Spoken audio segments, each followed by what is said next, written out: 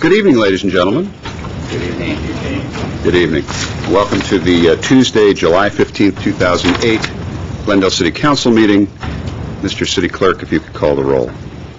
Council members: Najarian. Here. Quintero. Here. Weaver. Here. Sefian. Here. Mayor Draymond. Here. Could we go to the first item, the flag salute, and that is, who is leading that this evening? Council member Quintero. Thank you. Please join me in the Pledge of Allegiance. I pledge allegiance to the flag of the United States of America and to the republic for which it stands, one nation under God, indivisible, with liberty and justice for all. Please remain standing for the invocation.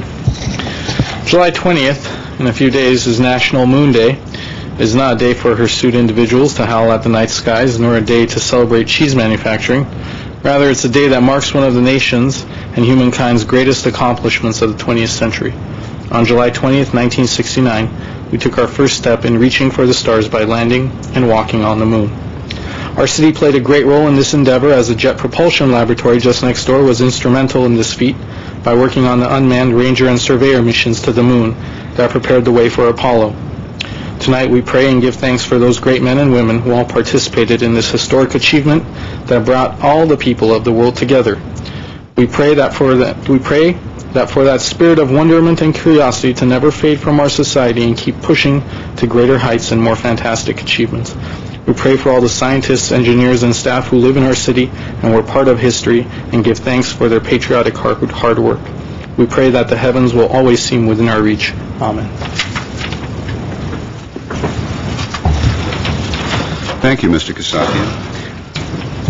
And you know, that is why when they contemplated what the first animal that they would send to the moon, they chose the duck, so that when the first manned mission arrived, he would have cheese and quackers. Oh, that was... Sorry. It's one of those evenings. Drone. Sure, it's easy to hiss. It's not so easy to come up with those. All right. Can we have your report, please? The agenda for the July 15, 2008 regular meeting of the Glendale City Council was posted on Thursday, July 10, 2008 on the bulletin board outside City Hall. Very good. And our next item? Under presentation and appointments, at 3 is agenda preview for the meeting of July 22, 2008. Thank you. For our presentations of our agenda preview, I should say, we'll go to Yasmin Beers. Mr. Mayor, members of the City Council, for July 22nd, you have no business agenda items for the Glendale Housing Authority. For the Glendale Redevelopment Agency, Director of Development Services, report on bid proposals received for the lighting console project for the Alex Theater. The joint public meeting of the Glendale City Council and the Glendale Housing Authority at 2:30, Director of Community Development and Housing regarding the quality of life indicators update. For the City Council meeting at 6 p.m., we have a number of consent items. Director of Public Works regarding Rio Verdugo Transit Alliance effort to gain status as an eligible operator. Fire Chief, joint use of the Glendale's Household Hazardous Waste Facility. Director of Information Services, renewal of a lease agreement for use of space in the Radio Communications Building on Mount Lukens.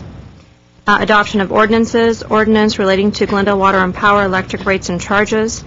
Under action items, Director of Public Works regarding award of contract for installation of pay-by-space parking meter pay stations.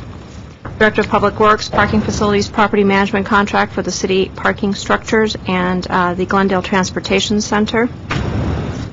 The Director of Planning and General Manager of Glendale Water and Power proposed ordinance relating to revisions to landscaping requirements.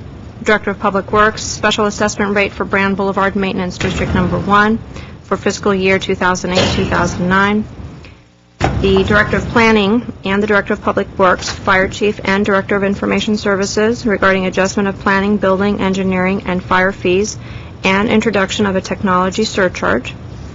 And lastly, City Attorney regarding report on campaign finance reform.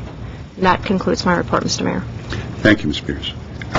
Mr. City Clerk, could you take us to 3B and C, please? 3B is a nomination assignment for the Audit Committee, which will be Councilmember Weaver, and at 3C is a nomination assignment for the Audit Committee, which will be Councilmember Yusefian. There's 2 nominations, obviously. Okay, thank you. And the next item? 4 city council and staff comments. Let me go to my left and see if there are any comments here. Mr. Quintero? I'm going to let Mr. Najarian go first and talk about all the green seminars. Okay. Mr. Mr. Najarian? Okay, thank you. I may expand on the issues and the seminars just a bit, but I'll save the give you a good lead in, Mr. Quintero. I was fortunate enough to attend the Independent Cities Association summer conference in San Diego this weekend. I was accompanied by Councilman Quintero and Chief Randy Adams. It was an excellent seminar covering many, many different pertinent topics to the city and to the residents. Just a brief overview. We heard from Hugh McKenzie, who is with the California League of Cities, warning us that although Prop 42 funds do not appear as a line item in the new budget, it is likely that Sacramento legislators will rob our Prop 42, which is our gas tax, local gas tax return. We maybe need to keep an eye on that. There was a great discussion on homeless in the communities presented by Councilman Bobby Shriver, rumored to be a gubernatorial candidate, actually, for the next election. Talked about many different types of issues that they deal with in Santa Monica, and particularly how they help the homeless vets. And I don't see Madeline Blake here, but there's a special program that many cities throughout the Los Angeles region cooperate in and produce. That's called a stand down for the homeless vets. Basically an intense 2.5-day program where the homeless vets get cleaned up, get working on their skills, and try and get placed into a particular job or another agency where they can receive help. We had a great discussion by Michael Josephson, famous for his character counts discussions and programs, and really encouraged all of the cities to enforce and to really make sure that everyone from the city council on down to the students in the schools be responsible for their actions, and that we do not enable anyone with their misbehavior to get by with a pass. That everyone needs to be held accountable. One of the highlights of the program, and perhaps the theme, was the green building and the greening of the cities.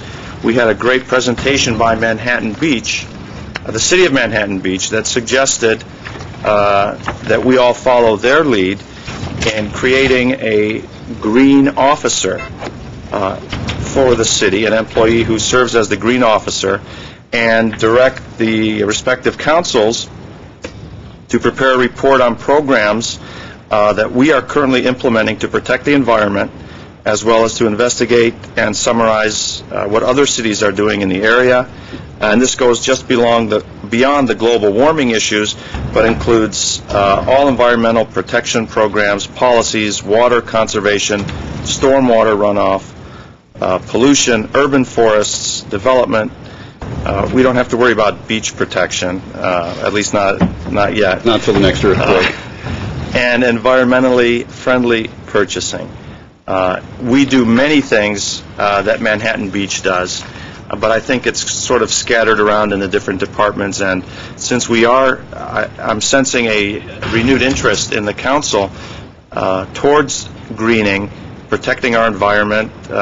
We were just talking about it today in a project before the redevelopment agency, that we put this all together and have it in one place and have a green officer who can direct answer any questions.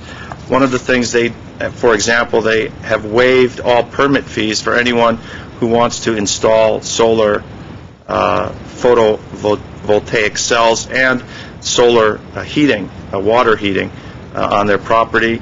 Their building codes have been modified to mandate stubbing out the water pipes for the solar heating, so that perhaps the builder, the initial owner, might not want to use solar, but anyone afterwards can do that.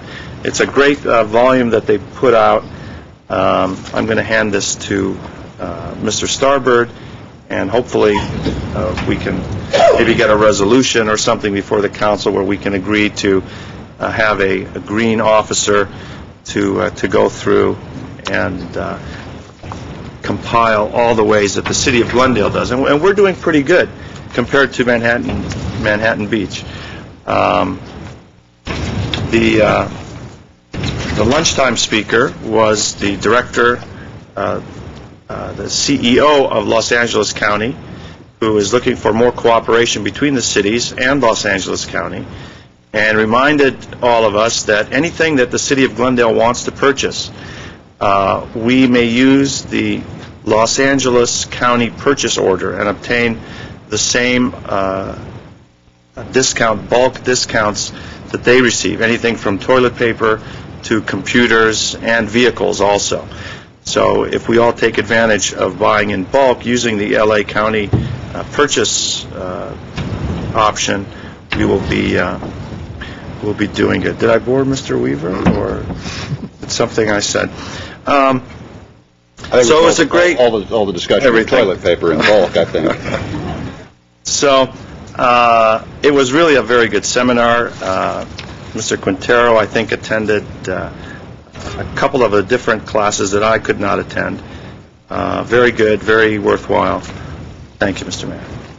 Thank you, Mr. Najarian. Let me go to Councilmember Quintero. Okay, well, following up on the green technology, I think what's interesting is that in the past, when you attend these type of seminars, there's kind of a philosophical thing where you want to do something right to help save the planet, et cetera, et cetera. The emphasis in a lot of the speakers and so forth was just plain dollars and cents. The fact that you can save money by going in a green technology mode, both for the cities in terms of the public services and making it easier for property owners, making it easier for homeowners and multi-residential units.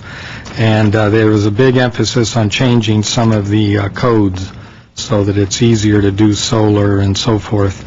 Then also discussions about the escalating electric rates. Most of these cities, or many of the cities, are actually serviced by Southern California Edison. And they, of course, their prices are rising.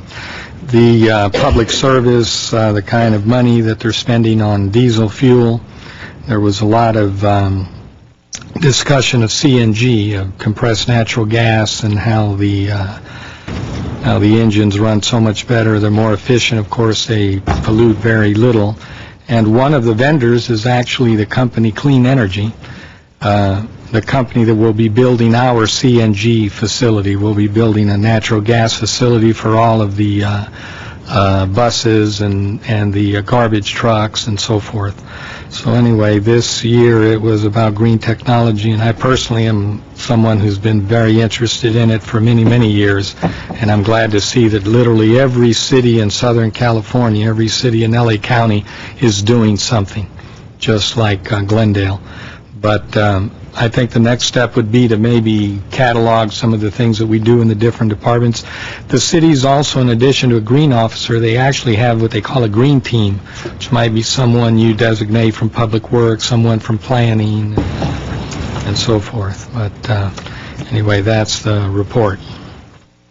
Well, thank you, Mr. Quintero, and thank you both for attending and for bringing us up to date. I also have a few announcements before we get rolling here. One is a request to our management, Mr. City Manager. I'd like to see if we can craft a response to lend Glendale's voice to the in opposition to a move taken by the state funding panel And here's what it's about. July 8th, a key Senate funding panel, I said state, I meant Senate funding panel, decided not to allocate any funds to the Energy Efficiency and Conservation Block Grant Program. That's, for those of you who keep track, the ECBG. And the decision to bypass any funding for the Energy Efficiency Community Block Grant Program was made by the Senate Appropriations Subcommittee on Energy and Water Development, which is chaired by Senator Byron Dorgan of North Dakota. In essence, the Senate Appropriations Subcommittee's actions cast aside the fully authorized and nationally accepted delivery system to provide energy efficiency block grants to cities, towns, counties, and states that would provide essential funds to move our nation forward toward energy independence. And since this affects us on the local city level, I'd like to know if you would please take a look at the memorandums from the United States Conference of Mayors and see if our city can draft a letter to the appropriate party there on the subcommittee. And if I may, I'll pass this along to you. As a second note, while we seem to be on a roll of green tonight, when I was elected to the council, one of the first requests that I made as a newly elected person was an expansion of communal gardens in the city of Glendale. I got a lot of head nodding and some comments that it would appear at some point on the agenda. Well, the year came and went, and now that I'm in this chair, I guess I can put it on the calendar. So I would like to ask that our city meet with the Coalition for a Green Glendale.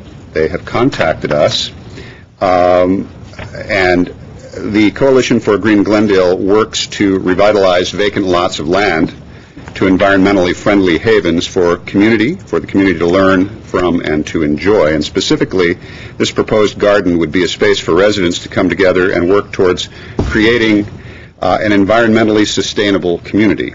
They envision building upon their collaborative success by developing an eco-community garden, and so do I. So I would like us to pursue that. I would like to know if we can set up a meeting with them to see if this is something that we can support and move forward to not only expand our community gardens, but some of our, now that we have sort of a market gone south in terms of development, we have some lots, and it's a good way for the community to get together, not only to learn about eco-friendly gardening, but also make use of some of those spaces. So I will pass this along to my right as well. Mr. Quintero. What a brilliant idea, Mr. Mayor. And as Bob McFall would remember, back in the 1970s, there were very successful gardens of that type here in Glendale. Verdugo Park, at Camp Max Trials, and a couple of other locations. I can't remember, but yeah, people really get into it, and I think it's a great idea.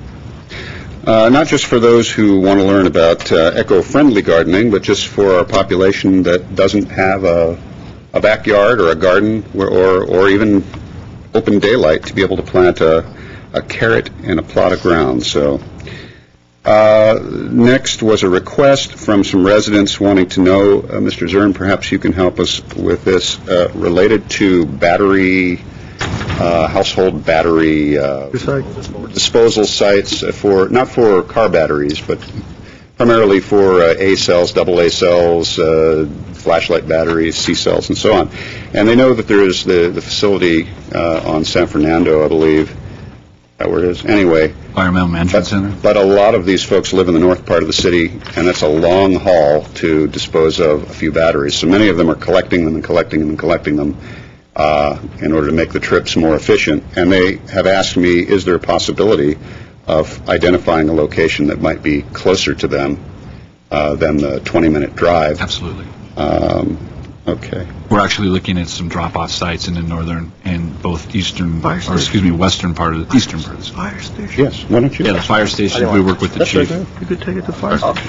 Mr. Mayor, along those lines, the compact fluorescent bulbs have become quite popular, but they do contain mercury, as I understand. How can we dispose of those? Those are also taken at the Environmental Management Center. We'll take them at the Recycling Center on Chevy Chase as well, and we are again trying to develop some drop-off sites, smaller drop-off sites in key locations in the city where folks won't have to make that long drive. Right now, all of those type of materials go to the Environmental Management Center. The fire department runs that off of Flower Street, on Flower Street off San Fernando. Off San Fernando, yeah. Saturdays?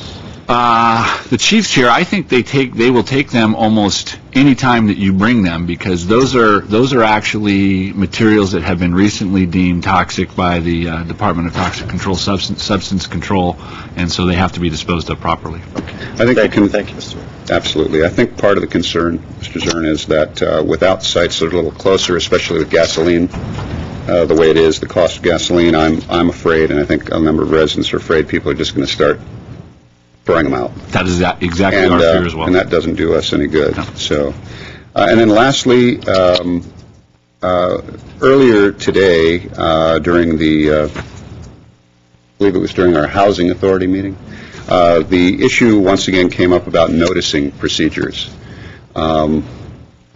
And actually, that may be partly at the heart of what we're going to get into later tonight. But in any case, that aside, all of us as elected officials have heard, and staff, we've heard from various people that have come here over time saying, we didn't hear, we didn't know. And the response has usually been, well, we've done technically fulfilled our obligation as a city to notify people about upcoming meetings or events and so on, public outreach and so on. But satisfying the technical aspect of it doesn't necessarily mean we're accomplishing the goal. And the goal really isn't just to satisfy the letter of the law, it's also to make sure we actually get the attention of the people whose input we want to include. And so I'd like to ask that we put on the agenda a report related to our noticing procedures, and I realize it's a little different depending on what department and what we're doing, so it will be more than one department involved. The issue came up as a matter of a housing issue, but nonetheless, why don't we do that, and let's make sure that we notice that meeting, and hold that, and hear a report on that, and get some input, and see if there's any adjustments that might need to be made. Let's do that. And let's do that sooner rather than later. Maybe late August, if we can. All right? That was my last comment. Are there any comments from staff? No. Okay. Mr. City Clerk, the next item. 5 is consent items, including minutes following a routine and may be acted upon by one motion. Any member of council or the audience requesting separate consideration may do so by making such a request before a motion is proposed. Okay, thank you. I don't have any requests to pull any of the consent items. Mr. Weaver, yes. I'll abstain from the minutes. Second. Okay, and again, we have an abstention of Mr. Quintero on the minutes. All right, Mr. City Clerk, could we hear the roll, please? Council members Najarian, Yes. Quintero, Weaver, Yusefian. Mr. Yusefian? I'm sorry, I forgot to pull 8A. You mean 5A? We're at 5. Oh, sorry, 5A. Never mind. Okay. Yes. Yusefian. Still time for you to And pull 8A. And Mayor Draymond. 8A. All right. Sorry. All right, Mayor yes. Draymond? Yes. All right. All ayes except for one abstention. Thank you. Okay, thank you, Mr. Kasakian. The next item, please. I'm already on that. Oral communication, and I will turn that over to you. Okay. Ladies and gentlemen, item 6, oral communications. As you know, we now take oral communications at the end of the agendized items, with the exception of those who voluntarily limit themselves to 3 minutes specifically for and exclusively for announcements of public events. Our first speaker is Anna Rundle.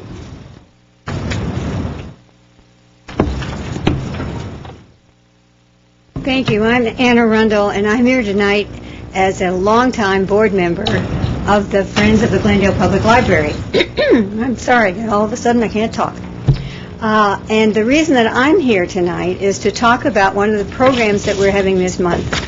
And I know this will be difficult for you because you're not used to seeing anyone but Leon talk about these things.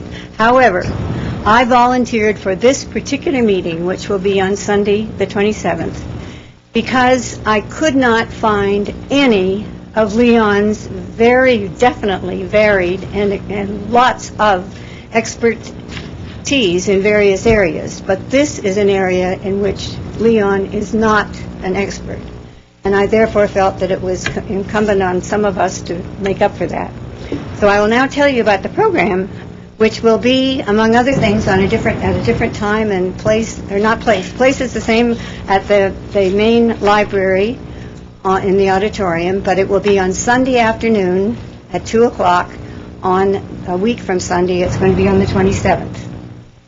And the subject matter is, as always, we have an author, and her name is Janelle Laidman. And she's been knitting and doing other fiber things for 25 years, at least, and teaching. And she has written a book, which is called The Eclectic Soul, spelled S-O-L-E, Socks for Adventurous Knitters. And they're asking us to bring our own yarn and knitting projects and knit with one of the best. Bring your needles and favorite yarn, and Janelle will talk about her book, which is a collection of exciting and diverse sock patterns that will delight both new and experienced sock knitters. Didn't sound much like Leon to me. On the other hand, my areas of expertise in knitting, I want you all to know, go back at least 60 years. And since I was a high school kid at the time of the Second World War, and as one of our take care of the troops thing was to knit socks. And I was so good at it that my mother's Red Cross friends would wait for me to come home from school in the afternoon to turn the heels on the socks. But they weren't interesting patterns, they weren't exciting, and I can't wait until July 27th at 2 o'clock. And I hope that any of you who are in any way interested will join us. Thank you. We have some other information about other programs, and I think you're going to hear about some of them. Thanks. Thank you, Ms. Rundle. If you your group were to knit socks for the council, I'm sure that we could perhaps even auction them off and turn the funds over to the Friends of the Library, perhaps. Or maybe they would sponsor it. Welcome. Or maybe a ski mask. Rather than we're going to hear from Mr. Mayor in a moment here, and we're going to see whether you've done him wrong by saying he is not a sock knitter, but we'll see. Our next speaker is Hago Kagaban. I don't know if I'm pronouncing that right. Pardon me? Oh, those are S's? Okay. Oh, God.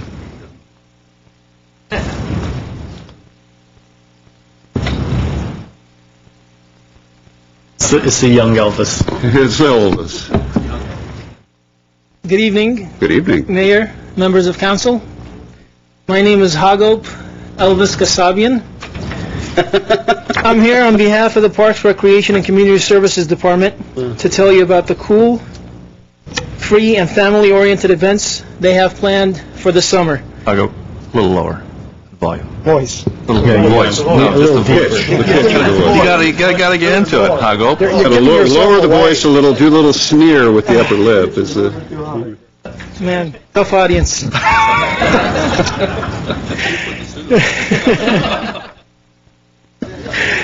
This coming Saturday night is the annual Cruise Night event on Brand Boulevard. Over 400 classic cars and a lineup of bands to entertain the masses. This year, the show, hosted by Mr. Rock and Roll Brian Byrne, includes Herman's Hermits, The Tokens, and the Safaris. The fun begins at 5:30 p.m.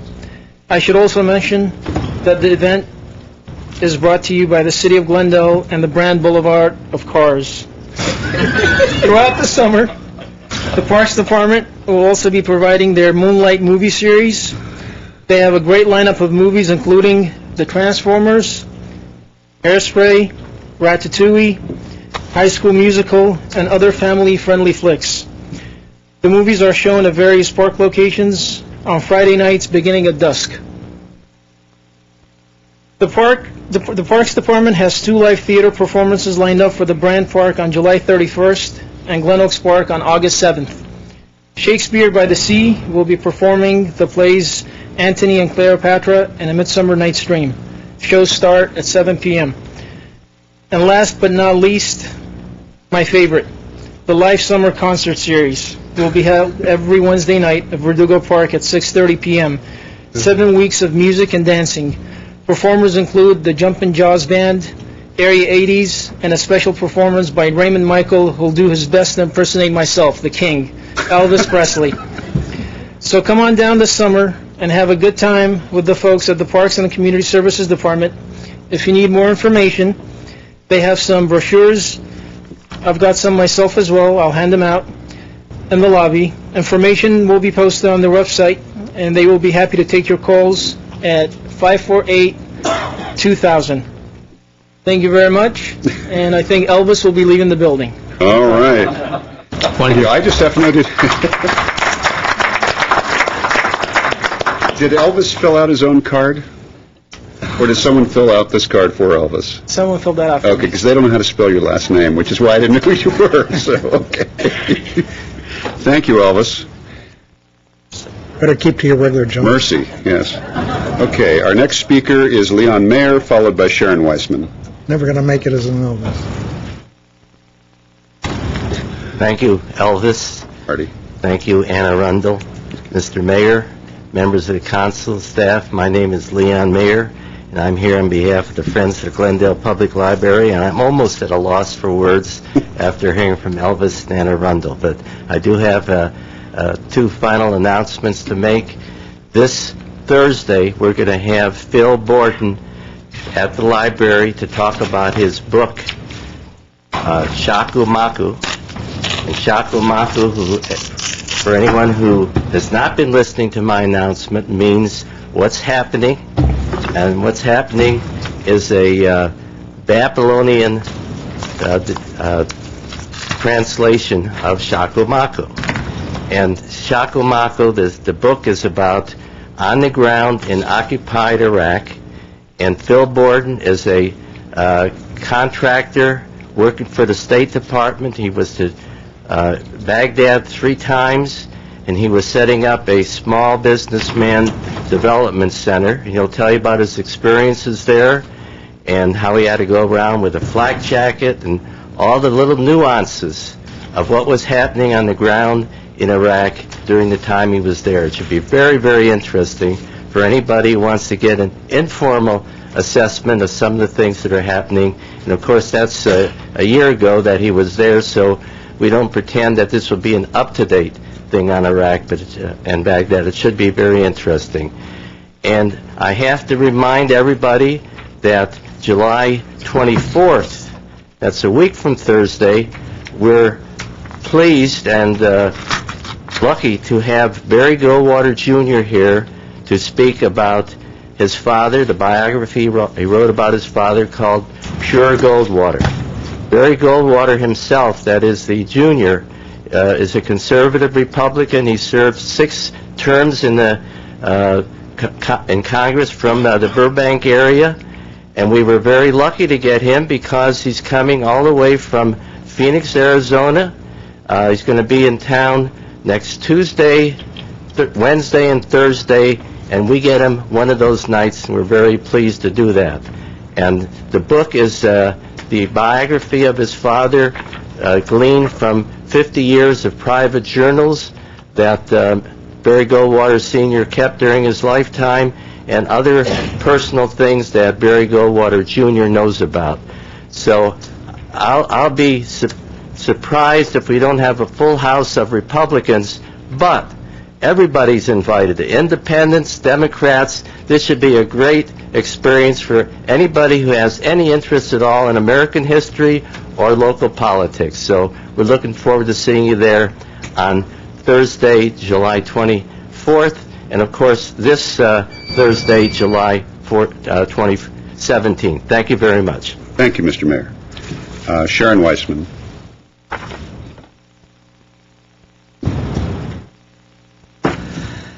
Mayor Draymond, council, and staff members, and everybody listening. I'm Sharon Weissman from far north Glendale, and I'm here to invite everyone to the Historical Society of Crescenta Valley's July meeting. I have some flyers to share with the council. It's Monday, July 21st, starting at 7 p.m. at the La Crescenta Church of Religious Science at the intersection of Santa Carlotta and Dunsmore. The topic this month is Toy Purina. She is one of the dynamic leaders of local Indian tribes. She was a Tongva medicine woman who opposed the rule of Spanish missionaries in California and led an unsuccessful rebellion against them. Born in 1760, Toy Purina was 9 years old when Spanish settlers first invaded what is now the Los Angeles Basin. She was 11 when the mission San Gabriel was begun and was 21 when Los Angeles was founded. In time, she rose to a powerful spiritual leader and was respected for her bravery and wisdom. It's this reason that the Historical Society chose her to be on the plaque in the new county library on Foothill, representing the Tongva period of history in the Crescenta Valley. The other honorees on the plaque are Don Jose Verdugo, representing the Spanish period, and Dr. Benjamin Briggs, representing the American period, as particularly when it was a very healthful climate. The speaker Monday night will be Dee Dominguez, the tribal chair of the Katanamuk tribe of Tejon Indians, and she is a storyteller and basket weaver in her own right. And please join us Monday evening. The meeting's free and open to the public. And Bill asked me to let everyone know the facility's open the facility for recycling batteries is open from 9 a.m. to 1 on Wednesdays and Saturdays. He's been cleaning out the garage, so he knows. Thank you. Thank you very much. All right. Before we go on to the next item, I'd like to let you know I'd like to make a change in the order of the agenda for the evening. I'd like to move item 8E. I'd like to take that first, mainly because I know there is a large interest in this, so I think we have some children involved, and rather than leave this for sort of drop dead last on the agenda, let's move that up so that we can get right to it. Okay? Mr. City Clerk, could you read the item at 8E, please? Mr. Mayor and Council, at 8E under action items is Director of Parks, Recreation, and Community Services regarding report on the proposed fees for use of sports fields. And E1 is a motion providing direction to staff. Thank you very much. Mr. Chapchin, I see you're there and poised, and can you give us a brief summary of what happened? Absolutely, Mayor Draymond and council members.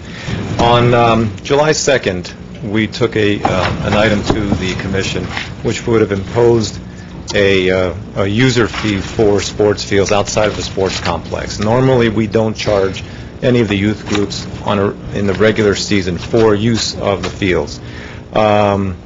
We thought we touched base with the presidents of the leagues. Our staff, our recreation staff, usually meets quarterly with the presidents of the leagues. Just as an FYI, 2 years ago we met with them about potential raising some fees, and that we stopped because we didn't have any cuts. We had a meeting with them on June 5th, I believe. Staff had a meeting with the user groups on June 5th. Notices were sent out. We had 4 of the 9 presidents there at the meeting. Staff also followed up with an email just outlining potential fees. Received a little bit of feedback, but not anything that actually pushed back in terms of this is absolutely not doable for us. That's the kind of thing we were looking for, is their feedback. Didn't get that. At the July 2nd commission meeting, we didn't see any of the user groups at the meeting, so we assumed this was doable for them, livable with them. Lo and behold, we found out that this was a problem for some of them at the last council meeting.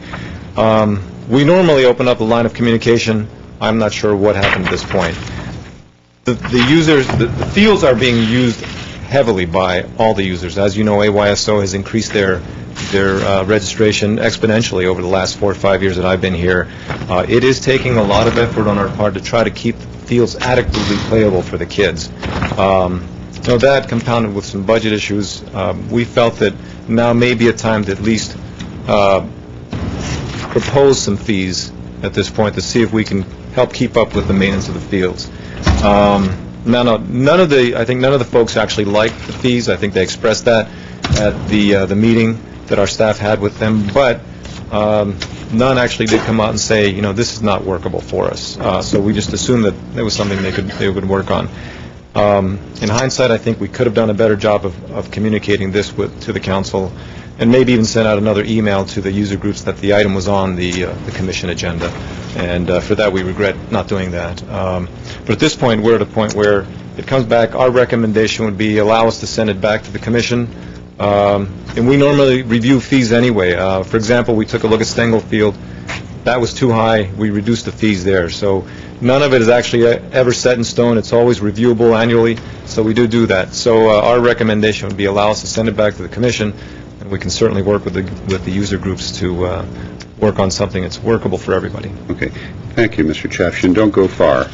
Before we go to the public, and even before I go to my colleagues, let me turn to the city attorney, because one of the questions that has come up has to do with, before we even get into the whys and wherefores of fees, no fees, where this goes from here, the question is where it has been, and that is with regard to fees and fee setting.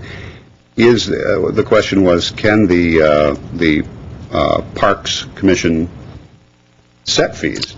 Is that even legal? That was one of the questions.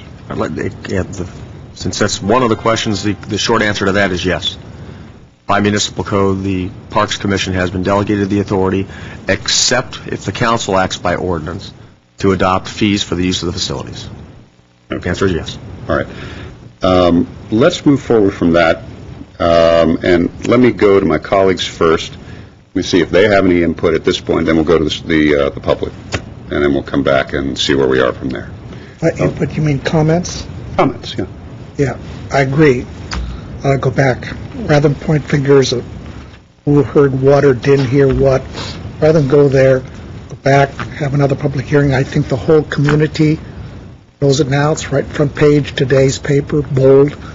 Everybody knows. Send it back, but I really think that you ought to be looking at a fee structure for this 1 year, which commences, August of 2009, for fees for ASO.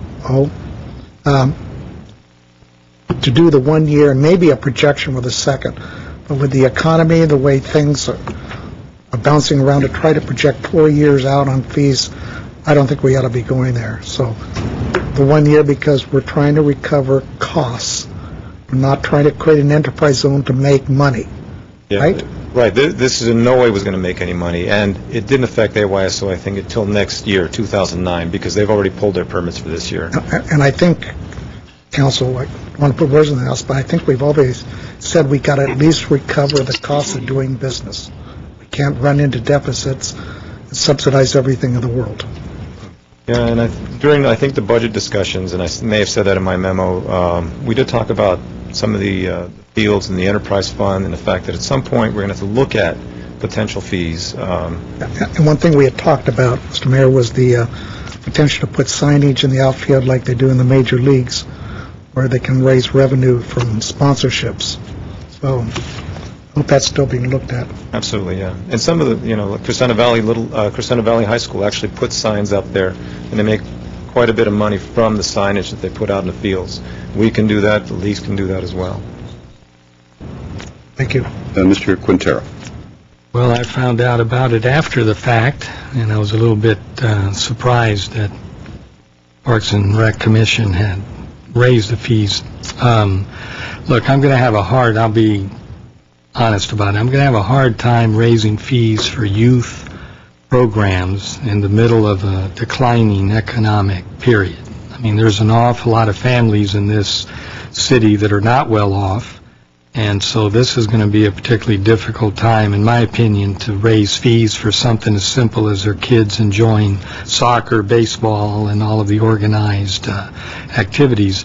The Parks and Recreation, the city's Park and Recreation really doesn't have those type of leagues. So this is basically, they are doing the city's work, and so that's all I can say. It's going to be very difficult for me to go along with any fee increase, because I think this is the wrong time to do it. Okay, thank you. Mr. Najarian.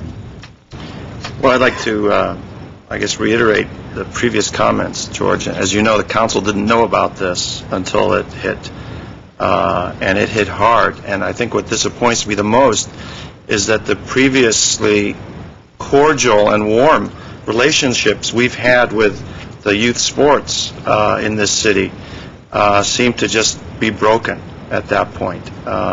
We sat down and worked hard to try and find extra fields for AYSO and put a bunch of money into the budget. I don't know why they couldn't come to you or you speak with them before this became front page news on the paper, and a lot of bad names out there being hurled at the council, which I don't think was really called for. Yeah, absolutely. Council Member Najarian, the council really had nothing to do with it. And normally we have an open line of communication. We have breakfast on a quarterly basis with AYSO. Our staff members meet with the league presidents quarterly.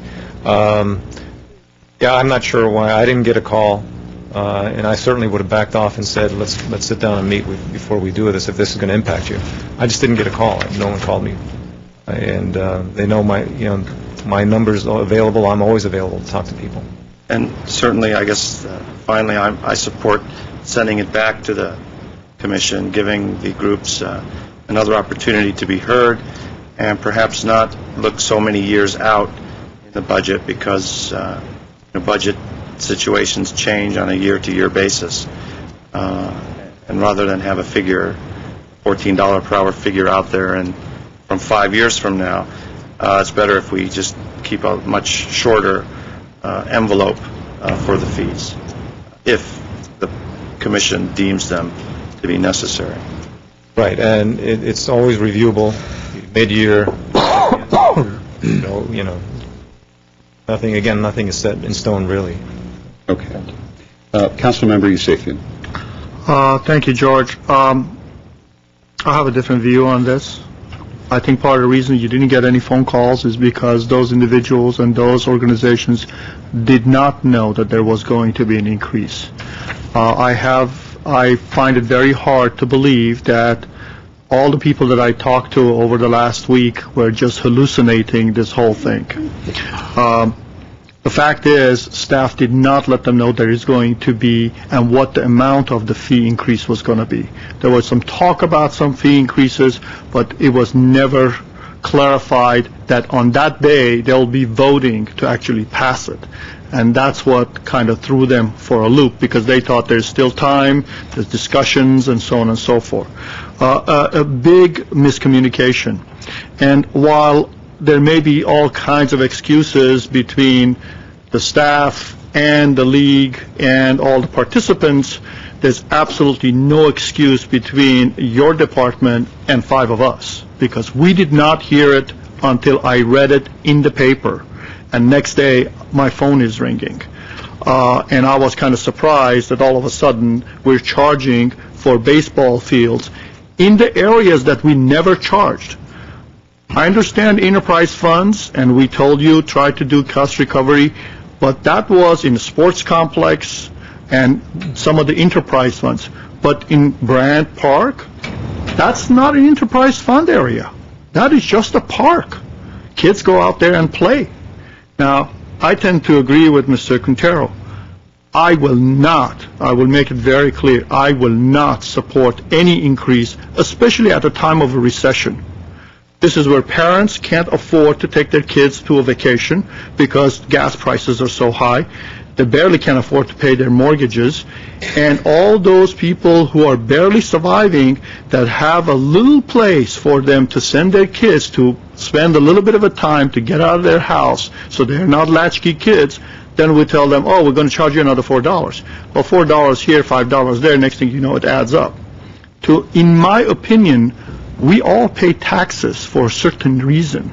And for many, many years, this community has provided, granted it's not as robust as Burbank is, but we have provided some sense that there is a place for kids to go and spend some time and do something.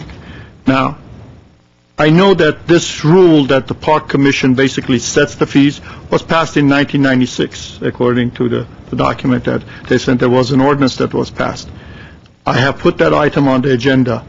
I have a problem with that whole process. I think while the Park Commission can recommend things, it should come to the council for final approval. No different than GWP, that they go out there and say, we're going to raise the fees for your water and power, but we approve it finally. This way, it does two things. First, we are responsible to the people. We were elected by the people. Two, that gives an opportunity for the public to voice their opinion, and also for us to have some checks and balances, and also we get to know about it, so this way we're not caught by surprise.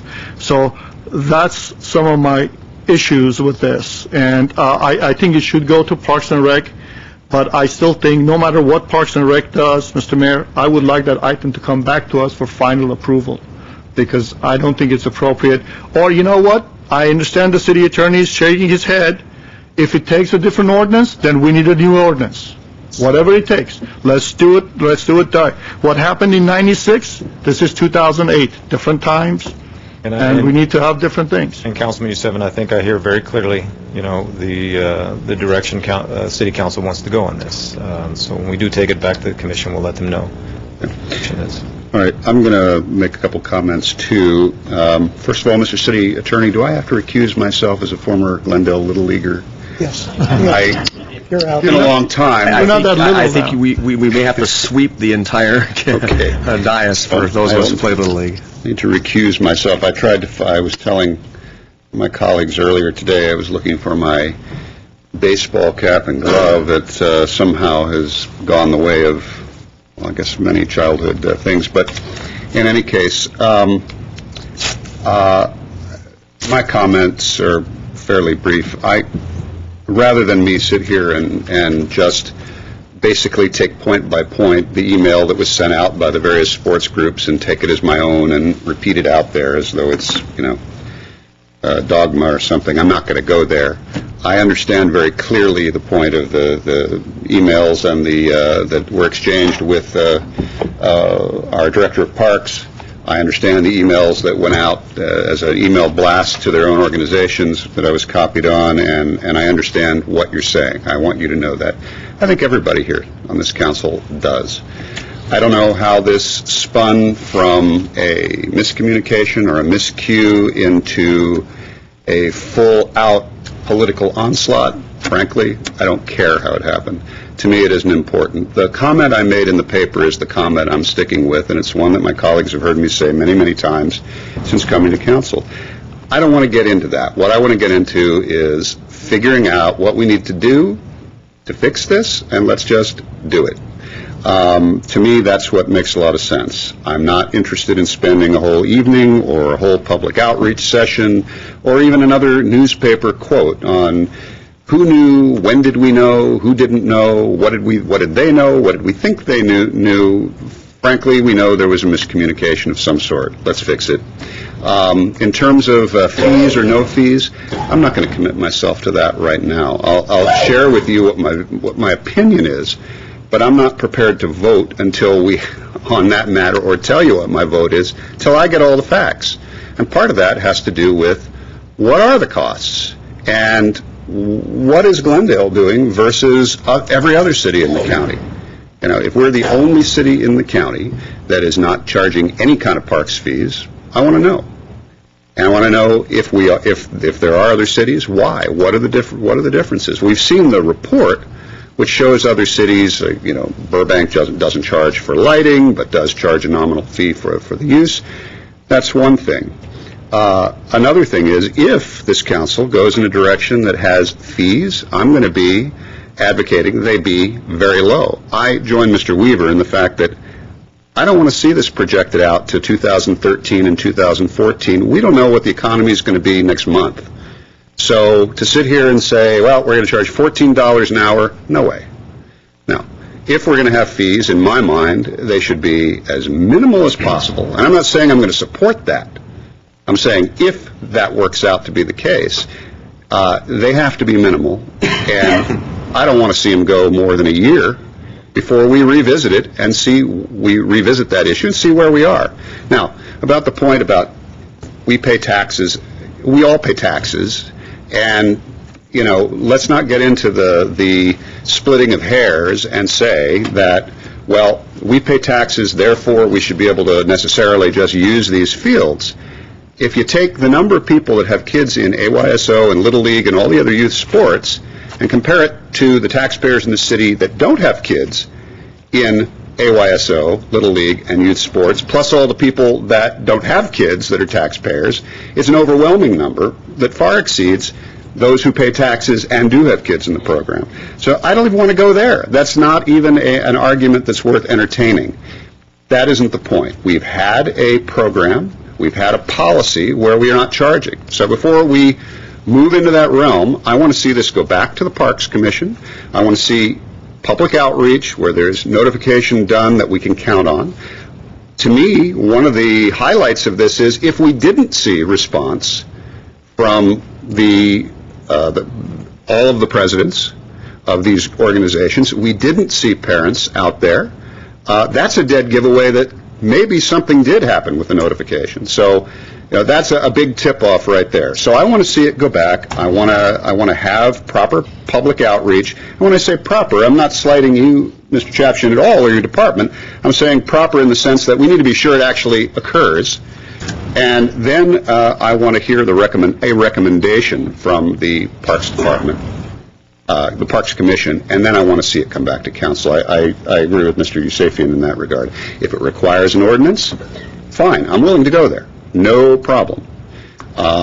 Anyway, and in any case, I think at this point, I'm going to be hard-pressed to look at fees coming up anytime soon.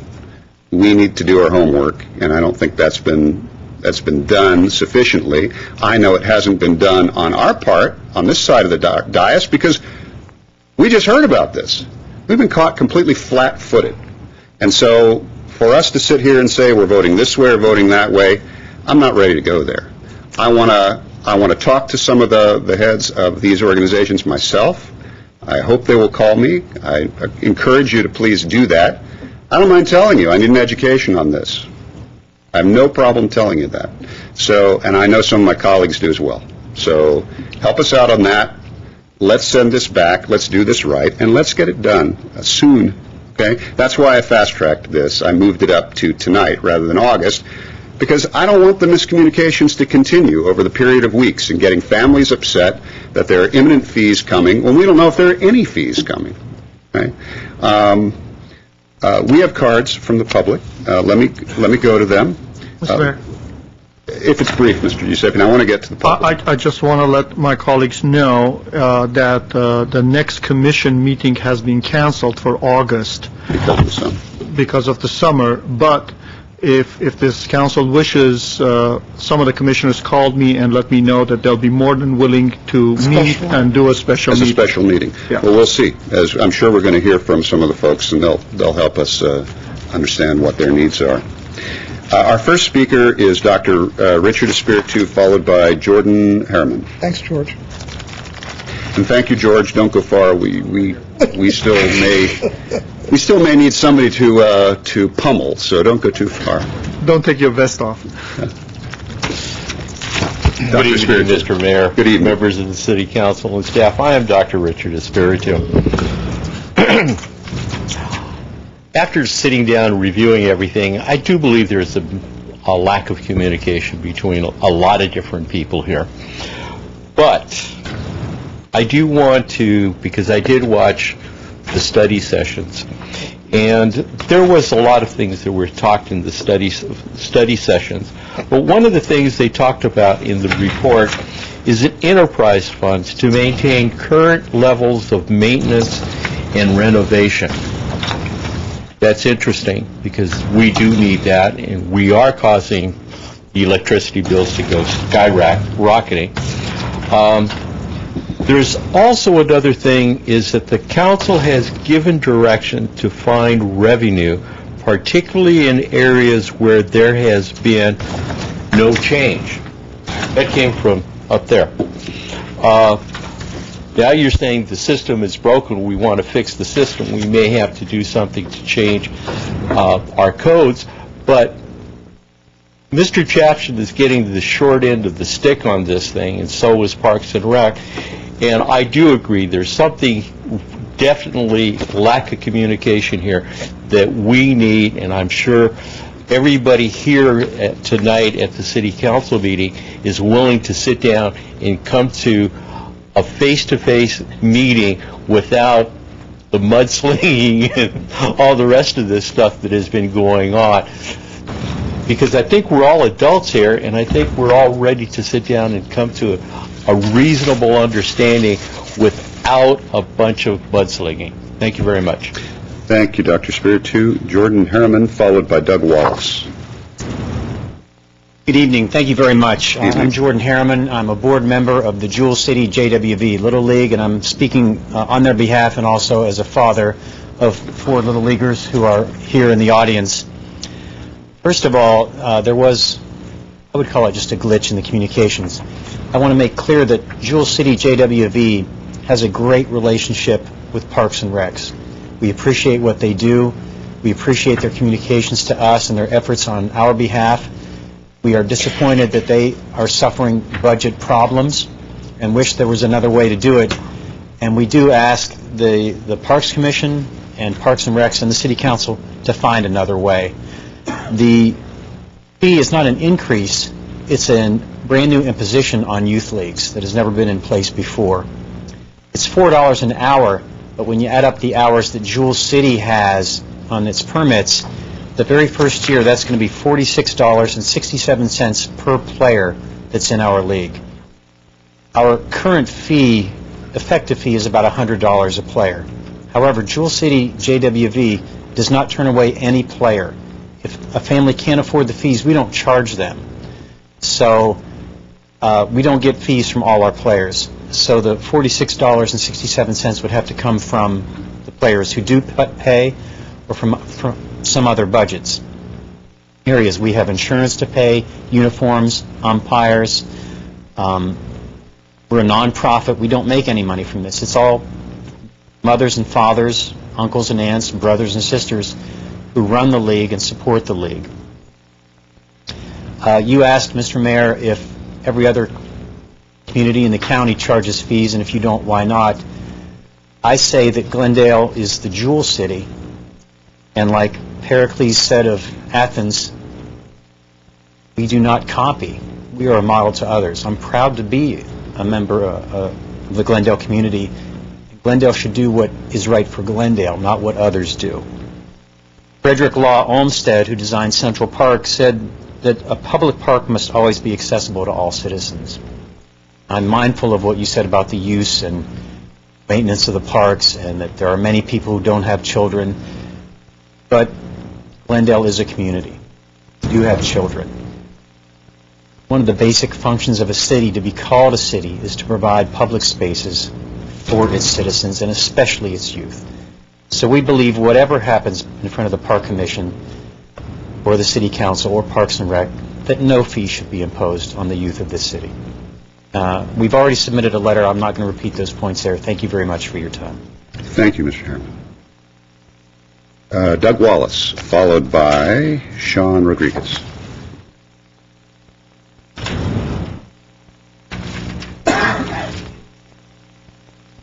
Like a bad penny, I keep turning up at council meetings lately. I am Doug Wallace. Never bad penny, Mr. Wallace. And I'm the Assistant Regional Commissioner of AYSO, Region 88 here in Glendale.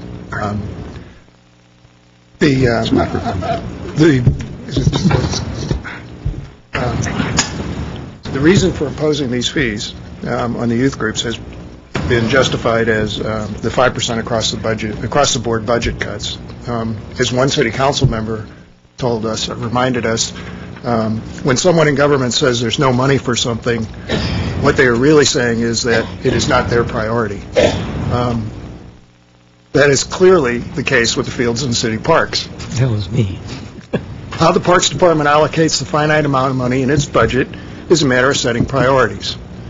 Parks Department and Parks Commission have accorded park fields and kids playing on them a lower priority. It's that simple. It's not that there's no money, it's that there's not money being allocated to maintain the fields.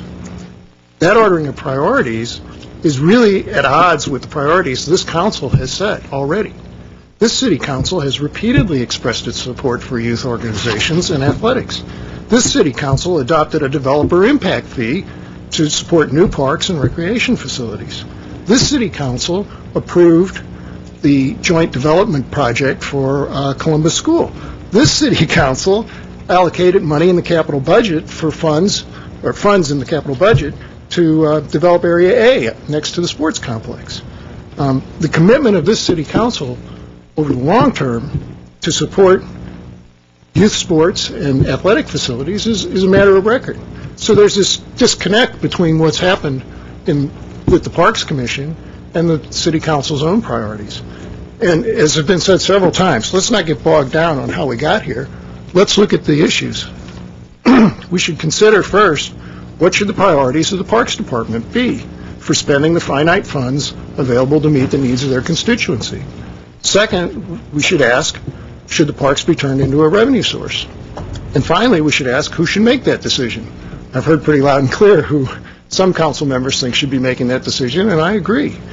After all, it is this city council that will be held accountable for the decision to make kids pay to play in the parks, ultimately, not the Parks Commission. And if that's the legacy that this city council is going to have, then they ought to get to decide that for themselves. We obviously feel that any fee is a bad public decision, public policy decision for the Parks Commission. Thank you. Thank you, Mr. Wallace. Sean Rodriguez, followed by Margaret Hammond. First off, thank you for your time. My name is Sean Rodriguez. I am the current president of the Foothill League here in Glendale, and it's the first time I've been in the council chamber, so it's... Welcome. Thank you very much. Sorry for the circumstances. Not a problem, not a problem. The first thing I'd like to comment on is the fact that there is a perception that all the leagues were included in this quote-unquote vote. I can honestly say that, in my opinion, we were not. There was a meeting that was scheduled. I was not in attendance, and when I did find out about the meeting, or the vote, it was pretty much dictated that the vote had been finalized, and that's the way it was. But I do want to make the point that we were not involved in the decision at that time. But that's the past, I think, and I think what we really need to address is how we go forward on this issue. The first thing I'd like to say is, first off, our home field is Shoal. You guys have provided the funds for a phenomenal facility. It looks great, and I can't wait to get back there. It's been a year and a half since we've been able to play there, and I think all of us here look forward to getting back on the field there. Part of what the project included was a new light facility, and under that light facilities, by, I believe, a company by the name of Musco, they put in new lights that will reduce the cost of the lights on the field by something like 50 to 58% of the past costs. That's a direct impact on the Parks and Rec program that I think has to be included in the study that you look at sometime in the next month or 6 weeks. What I can say is I agree with a lot of the sentiment here. Imposing fees would, in essence, provide a death nail in the coffin of youth sports, at least I think in Glendale. The first year, as Mr. Harriman said, it would cost each player about $40, $45. The way they projected it out, you're talking about a $200 fee per player in 5 years. Well, when the cost is only $100 to play, I think parents are going to make a pretty tough decision on them, and they may not want their children to play. And if you have a family of 3 or 4, talk about the impact on those families. So I do believe that the council will have the guidance of some study to make sure that that does not happen to the residents of Glendale, number one. Number two is, again, I just want to thank you again for the new facilities. You guys have provided a phenomenal, I think, infrastructure for all the residents here in Glendale. And for a measure to take place that would take that away, not only from the children, but for the countless volunteers who provide thousands of hours of their own time to spend with their children, I think would be a travesty within the community. So again, I just want to thank you for the time, for the great facilities you have given us in the past, and I hope that you would definitely vote in a way that no fees would be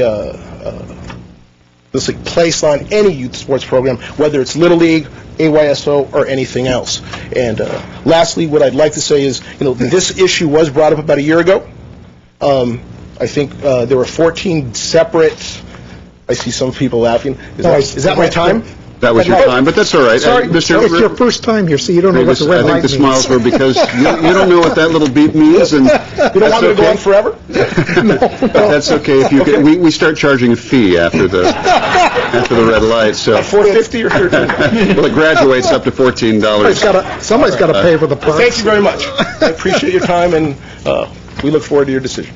Thank you, Mr. Rodriguez, for your comments. Mr. Yusuf. I had a question from gentleman.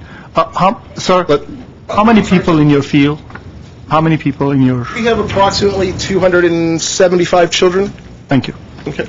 Let's go to Margaret Hammond.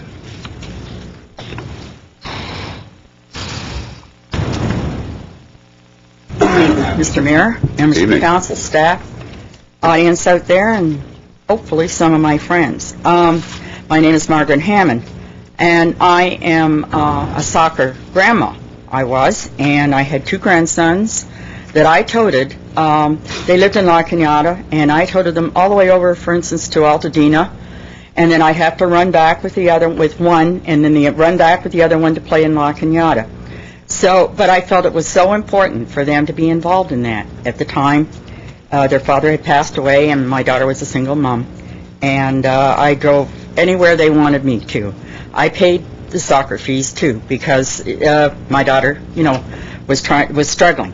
But it was very important for those boys, and that they had that connection with the other boys and with the fathers of those boys and the families. So I feel whatever it was, whatever sacrifice I made, or of the hours of my day that I took to do that, I was retired, and that was what I made sure that those boys got to those practices.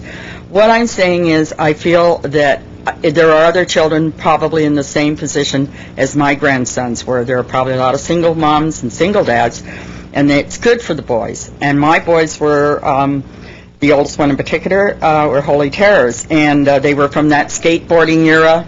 And I was one of the ones that stood up here and asked for that skateboard park to be put in. Hopefully it was going to be up in Montrose, but it didn't get there. And I'm just hoping, and I'm happy to hear that the problem of this fees is going to be reconsidered. I really am, because as a taxpayer, I am in favor of minimal charging for the boys for soccer and girls. All soccer players and other people. The fields, I feel that as a taxpayer, I paid for them somewhere along the line, and I know we have to keep them up. But then I can remember a conversation, I think it was maybe last month, of a nonprofit group coming here who had already been given a discount at the Alex Theater of 17% for their event, and we turned around and gave them another 4%. Well, if we can do that for people, in that position, why can't we take care of our young children, our youth? I think it's very important for these kids to have that opportunity to play soccer, and it is a struggle for a lot of people. It might not sound like anything to you, $200 per child, but it's a lot. I mean, where do you think they're going to get it in this day and age when they barely have enough money? There's talk where they're having a hard time buying food, what with the gas and so forth. But I'm saying, for the quality of life of these children in this city, I believe it's very important that we consider this fee proposition, and I'm happy to hear that you will be doing that. Thank you very much. Thank you, Margaret. Perfect timing. No fees there. That is our last speaker card on this, so I will go back to my colleagues. Let me start at this end of the dais this time with Mr. Yusefian. Well, let's see if there are any comments. Mr. Yusefian, anything to follow up, or just... No, the only thing that I would like to add is this is not just about the kids. We always talk about the kids. There's all the parents that go to these events. It's a community event. Everybody goes out there. What we spend is nothing compared to the issues we would have to deal with somewhere down the line, because these kids have no place to go. They're going to get out there. They're going to start all kinds of mischief. Then we have to get the cops out there and pay them a lot more. So, I mean, I just don't want to even go there. This is a cheap way to get good activity for the kids and for their parents and for this community. So I think I pretty much said it all, and I think I'd like to send it back to the Park Commission and then eventually come back to us. Here. Yeah. Okay. Councilmember Najarian, could you please also explain what I just noticed their very attractive shade of blue goggles hanging from your nameplate. Yes, these goggles will hang until I can use them in the swimming pool that we're going to be building. I actually thought he was going to put it on just in case tomatoes are thrown, but... But I do have a question of the city attorney. My son is an AYSO, so I would be potentially paying any fees or receiving the benefit of the fees remaining at zero, also as a assistant coach volunteer. Does that in any way conflict me out of discussing this issue?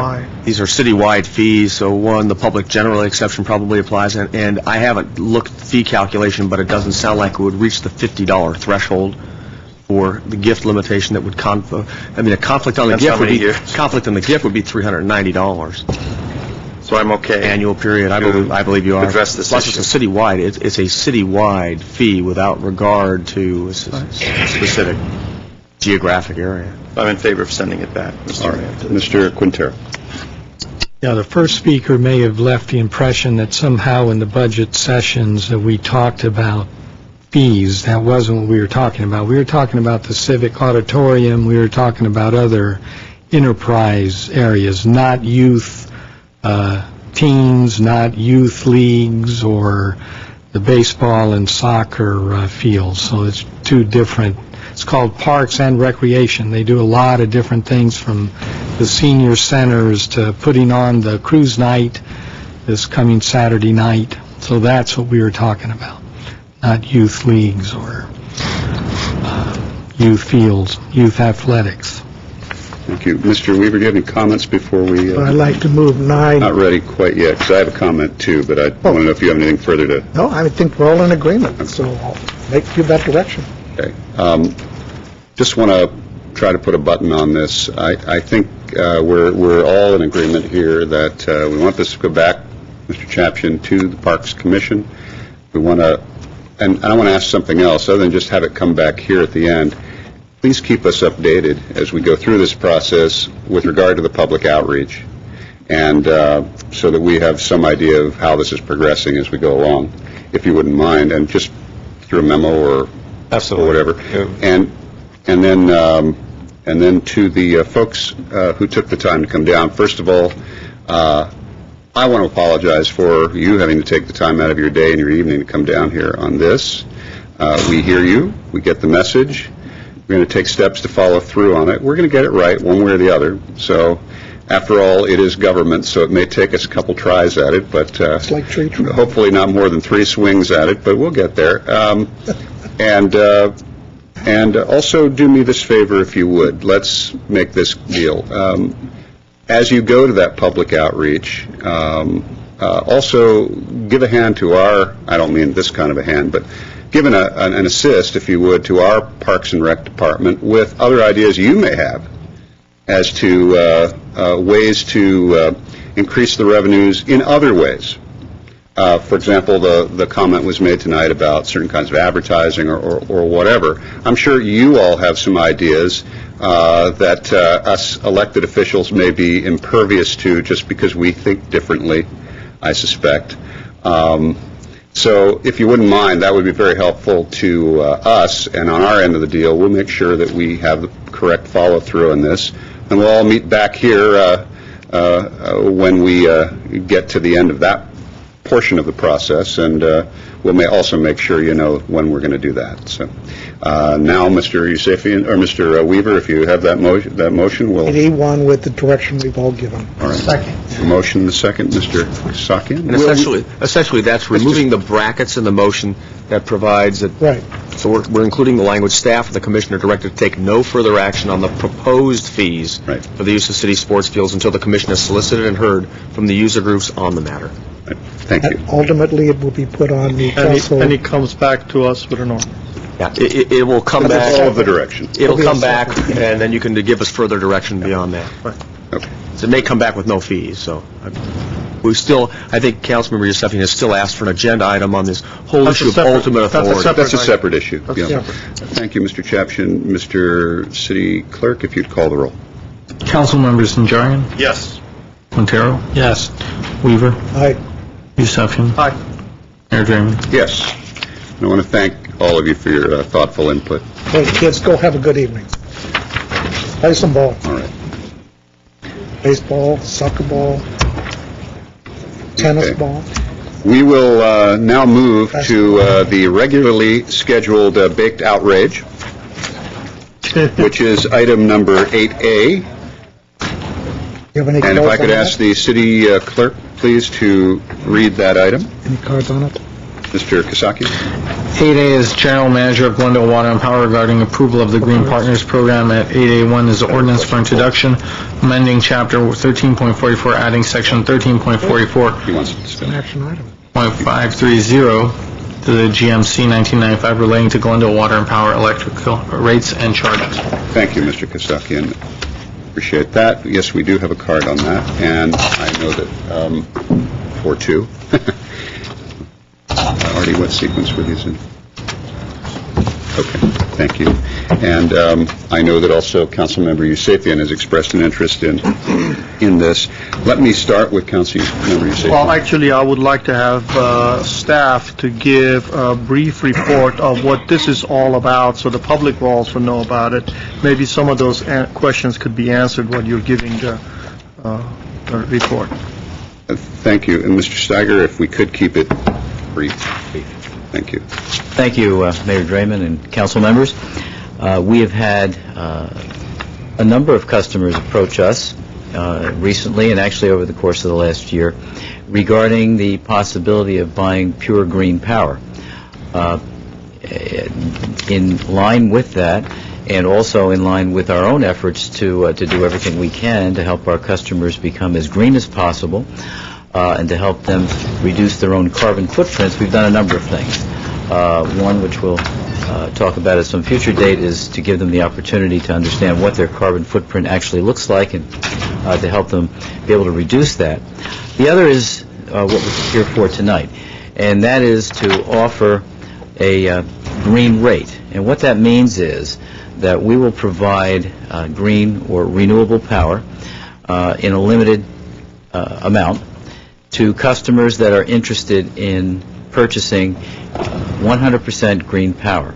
In this case, this particular rate will rely on a project that we have purchased. It's wind power.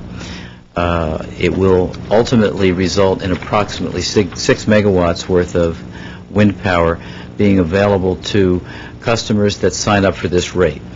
What we've done is we've priced it at the rate that it actually cost us to buy the wind power over the course of 5 years. We have replaced our normal fuel adjustment charge with a green adjustment charge. That represents, again, the amount of dollars associated with buying this power. What we've done is we've levelized it over the course of 5 years so that the adjustment over and above the base rate will be approximately 10.4 cents per kilowatt hour, flat for 5 years. It never changes. So essentially what happens is in the early years, those customers that opt to buy the green power will pay a little bit more than what they would normally pay for our normal fuel adjustment charge. We expect, and we have no reason to believe otherwise, that our fuel adjustment charge will continue to rise over the course of the next 5 years. So essentially over the 5 years, the green rate stays flat, and there will be a break even with our fuel adjustment probably in the 4th year. And in the fifth year, it could very well be that the green power actually could be a little bit less than the normal fuel adjustment that we would normally charge. But we think this is an excellent program for our customers that want to truly be green. As I've mentioned, we do have customers that have expressed an interest, so we are proposing that we put this rate in place for all customers. There'll be a finite time when they can sign up for it, and then it will sunset in 5 years, or actually at the end of 2013. Hey, thank you, Mr. Steiger. Mr. Yusefian. So if I decide I don't want to sign up, I will just pay the regular rate. Yes. And if I want to sign up, I get to pay about $7.28 more per month for an average household. That's correct. Now, what happens, a big company decides to come and buy the whole 6 megawatt? Let's say somebody like the school district or somebody like Disney decides to go all green, and they come in and they buy 4.5 megawatts, and there's barely anything left for the regular folks. Is there a maximum that you have figured out that you're going to say, listen, you're going to give you only 1 meg, you can't buy any more than that? Have you thought about that? We have not limited the amount of megawatts or megawatt hours that can be purchased through this to any one customer that can be purchased in this program. However, if we find that the program is successful beyond our expectations, which is what you're describing, we could very well go out and purchase an additional block of renewable power and offer additional to customers. So right now, we've limited it so that we can limit our exposure in the market to 6 megawatts, but we could go beyond that. Okay. And the $237,000 that is going to be in addition to the because it's the utility users tax, that money, it's going to go to the GWP account, or what happens to that money? That's a city account. It goes to general fund. Yes. It goes to general fund? Yes. Okay. So there's enough, the essence is there's enough power for Disney and for Mr. Yusefian to finish that bathroom project on green power. Well, I don't know. Yes. There may not be enough green power in all the world to do that. It's on Bob power. Okay. Do we have any other comments from the Yeah, I just want to say congratulations. I think this is a great idea. I'm going to put my money where my mouth is. I'll be signing up. I'll sign up for this, whether in fact it is cheaper eventually or not. I think it's a very good idea. But the chances are you're right, Mr. Steiger, it may be cheaper in a few years if things continue the way they are. But I think this is a great idea. Thank you. All right. Mr. Najarian. Mr. Steiger, can you just explain the pricing structure again? We have bought into this Pebble, what's it called? Pebble Beach? Pebble Springs power source. And if we didn't have this program, we'd be consuming that energy anyway. That's correct. To our normal distribution. That's correct. And you've set the rate for the premium to be paid for this. What if after the first 6 months, at that rate, the full contingency, the full output is not sold, is not spoken for? Would you consider lowering that rate to the point where it reaches the equilibrium of supply and demand being the same? Or will you continue to keep it at whatever your $7, $7.28 per month, so to speak? Yeah, it's 10.4 cents per kilowatt hour. Okay. That's the best way to look at it. And what would happen, this is 100% renewable, so anyone that signs up is now getting 100% renewable energy at that rate. If, for example, we offered 6 megawatts and only 5 signed up and there was an additional megawatt available that we've already purchased, that would get blended in with the rest of our fuel mix. So all of our customers would get that piece of it rolled into the fuel adjustment, keeping in mind that the rest of the customer base would not be getting full benefit of green power. They'd be getting, we now have 16% of all of our power as renewable. So it would be in that mix, in the fuel adjustment mix, and it would go to either lower or increase that piece of the fuel adjustment. I don't want to dispel the great idea that this is, but Mr. Quintero signs up for his electricity, his green electricity.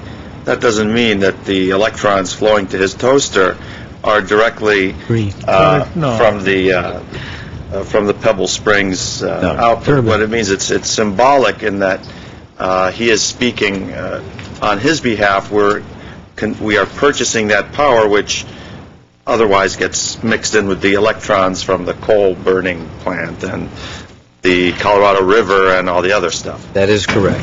Mr. Steiger, it is so easy to tell the difference. Some are green electrons. That's true.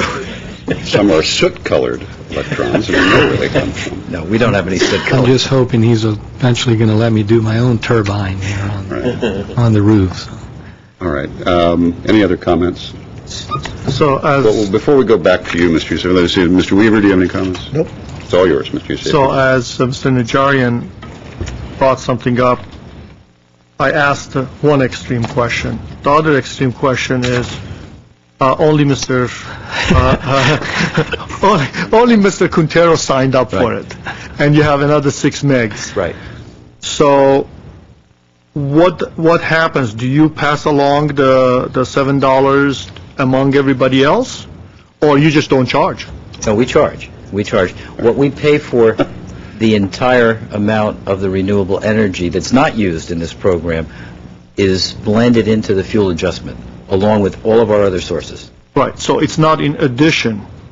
No, it's part of our normal mix. So what I'm trying to understand is that 10 cents a kilowatt hour. Yes. Is that an additional charge? What is it costing us to buy this? Roughly 10 cents a kilowatt hour. So it's costing us 10 cents a kilowatt hour. Right. You're charging 10 cents a kilowatt hour. That's correct. So you're just basically charging for what it costs. What it costs plus an administrative fee on top of that. That's correct, yes. Okay. All right, got it. Okay. Mr. City Manager. I was just going to comment that this green power is all part of our portfolio and part of the goals you've set for GWP to increase the amount of green power. There are those individuals, and believe me, a good portion of this we know will be purchased because there's already been corporate inquiry wanting to be able to tell their investors and the public, we are buying only green power, knowing they're going to pay a little bit more. Some of our biggest users will want to jump on this quickly because they want to tell the world we're trying to be responsible. So that's where the interest comes from. But we'll still be increasing our portfolio with more green power as, especially through SCAPA, it becomes available. All right, and those who don't will be green with envy. Mr. Quintero. I assume this will be available for all ratepayers. Yes. Condominiums, apartments, etc. What happens if someone changes apartments and sort of changes their mind or whatever? I mean, they can opt out? Or once they're in, they're in? No, they cannot. Obviously, if someone moves or leaves that particular account, yes, they're out of the program. That's correct. All right, I have 2 speaker cards. Let me go to the public. The first is Barry Allen, followed by Evelyn Hansen. You're back. There isn't like a prepayment penalty.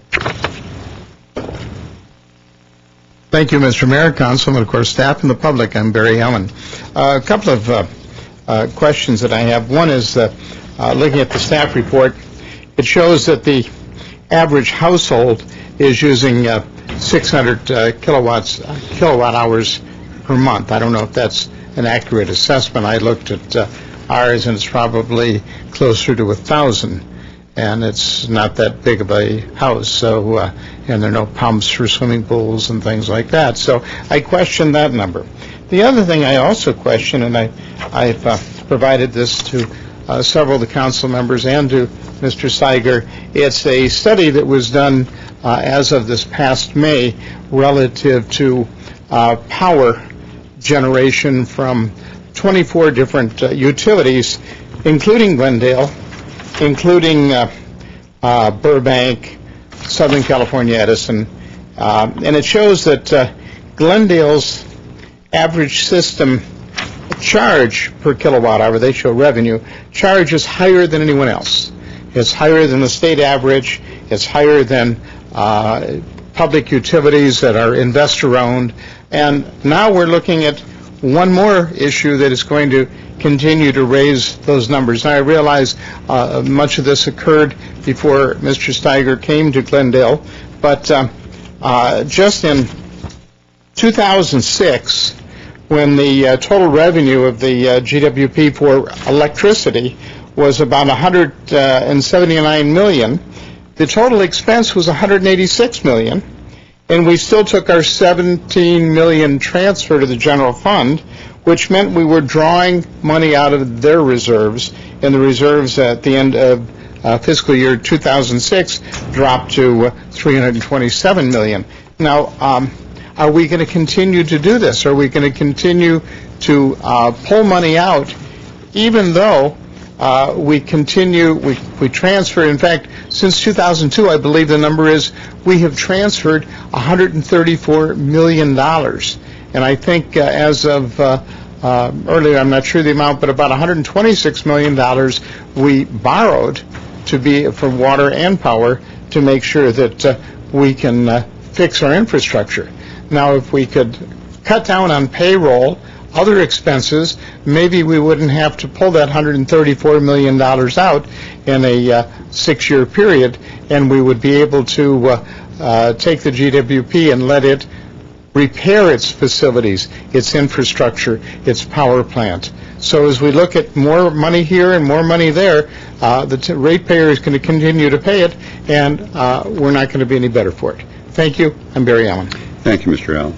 Our next speaker is perfect timing. Our next speaker is Evelyn Hansen. I want to welcome Ms. Hansen back to Glendale. How are things in Montana? Missouri. Missouri. I knew it was an M state. So Very good. Back. Hello. Good to be back. I think this is a great idea. My house generates 5,000 kilowatts a month. I think it's a great idea. My electric bill's usually right in the neighborhood of $50 a month. I think you ought to. I think we've all noticed that the freeways are less crowded now, streets are less crowded with fuel prices the way they are. Prices go up, people use less, and I think we're all going to benefit. My children will benefit if people use less electricity. We need to generate less electricity, less coal being burned out of Montana. I think that you ought to really jack up electric rates and lower water rates. I think that'd be a great idea, as long as you're requiring us to have green landscaping instead of that nice astroturf we talked about. Thank you. Thank you, Ms. Hansen. Okay. Mr. Weaver. Would it be proper to have Mr. Steyer comment on we're having the highest rates that Mr. Allen spoke about? Absolutely. If Mr. Steiger wishes to. He had a copy of the. I haven't seen it, but maybe Steyer can comment. Yes, among municipal utilities in California, Glendale is, in most cases, depending upon the rate classification that you're looking at, either one of or the highest. However, generally, we are lower than our surrounding investor-owned utility. So the figures that Mr. Allen has tonight, I'll have to take a look at to see why that shows Glendale higher. But yeah, we are at the higher end. There are a number of reasons for it, not the least of which is that we've had to put some additional dollars into the system over the last few years to increase reliability, which we have now done. So yes, that's a fact. Thank you. Is it safe to say that the city of L.A. one of these days is going to have to put a lot more in to increase their reliability? It's safe to say that they'll have to put money in their system, yes. So the older cities are going to eventually increase rates to get the money to improve their older systems. Some more than others, yes. Okay. Mr. Najarian. Speaking of that, I do want to congratulate GWP for, I guess, a pretty good record recently of power outages. We always were shooting for, as few disruptions as possible in the power delivery. And I know that, as you mentioned, we have been putting a lot in the infrastructure, which has cost a lot, but apparently it is paying dividends for the fewest disruptions in quite some time. Interestingly, the infrastructure itself is holding up very, very well, and it is a direct result of the dollars that are being put in. And other than, and I hesitate to say it, but approximately 25% of all of our most recent outages have been caused by Mylar balloons, believe it or not, and that has nothing to do with the infrastructure. So even with that, we're still improving dramatically. Thank you, Mr. Steiger. All right. If there's nothing else, I'll entertain a motion. So moved. Second. Oh, it's just introduction. Just an introduction. All right. Introduce the ordinance. Very good. All right. Mr. Kasakian, I have a question for you before we move on. One of the speakers asked a question on their speaker card, where the box on the speaker card says, please add me to the agenda mailing list. Mm-hmm. Are we doing that? Yes. Well, no, we have not yet perfected that process. We're working with IS to do an automation. So we are keeping a list of people who have made that request, but they are not yet receiving it. Okay. So we want to refrain from being spammers. I see. So this is something that is in the works. At least we're keeping names. Okay. Very good. Let's go to the next item, please. At 8B, City Attorney regarding liability, immunity, and indemnification issue related to the Transportation and Parking Commission's recommendation to approve the removal of the left turn prohibitions at the private driveway at 3612 Linda Vista Road. B1 is a motion to take the matter off the table. B2 is a motion adopting the Transportation and Parking Commission's recommended course of action with conditions. Okay. Thank you, Mr. Kasakian. Would you like to give us some advice, Mr. City Attorney? Actually, Mr. Mayor, I'm going to turn it over to Mike Garcia, Chief Assistant City Attorney. I think he's going to tell you the first thing you need to do is to take this off the table. Take the matter off the table. There he is, as big as life, standing right before us. Mr. Garcia. I would just request that the council take the matter off, take the matter off the table so that the council can consider the item. Mr. Yusefian. Move 8B1. 8B1. That is the motion to take the matter off the table. So he can talk. I thought it was on the table. Okay. We have a motion and a second. So do we have any discussion on... This motion does not require debate. No, sir. Okay. Mr. City Clerk. Council members Najarian? Yes. Quintero? Yes. Weaver? Aye. Yusefian? Aye. Mayor Draymond? Yes.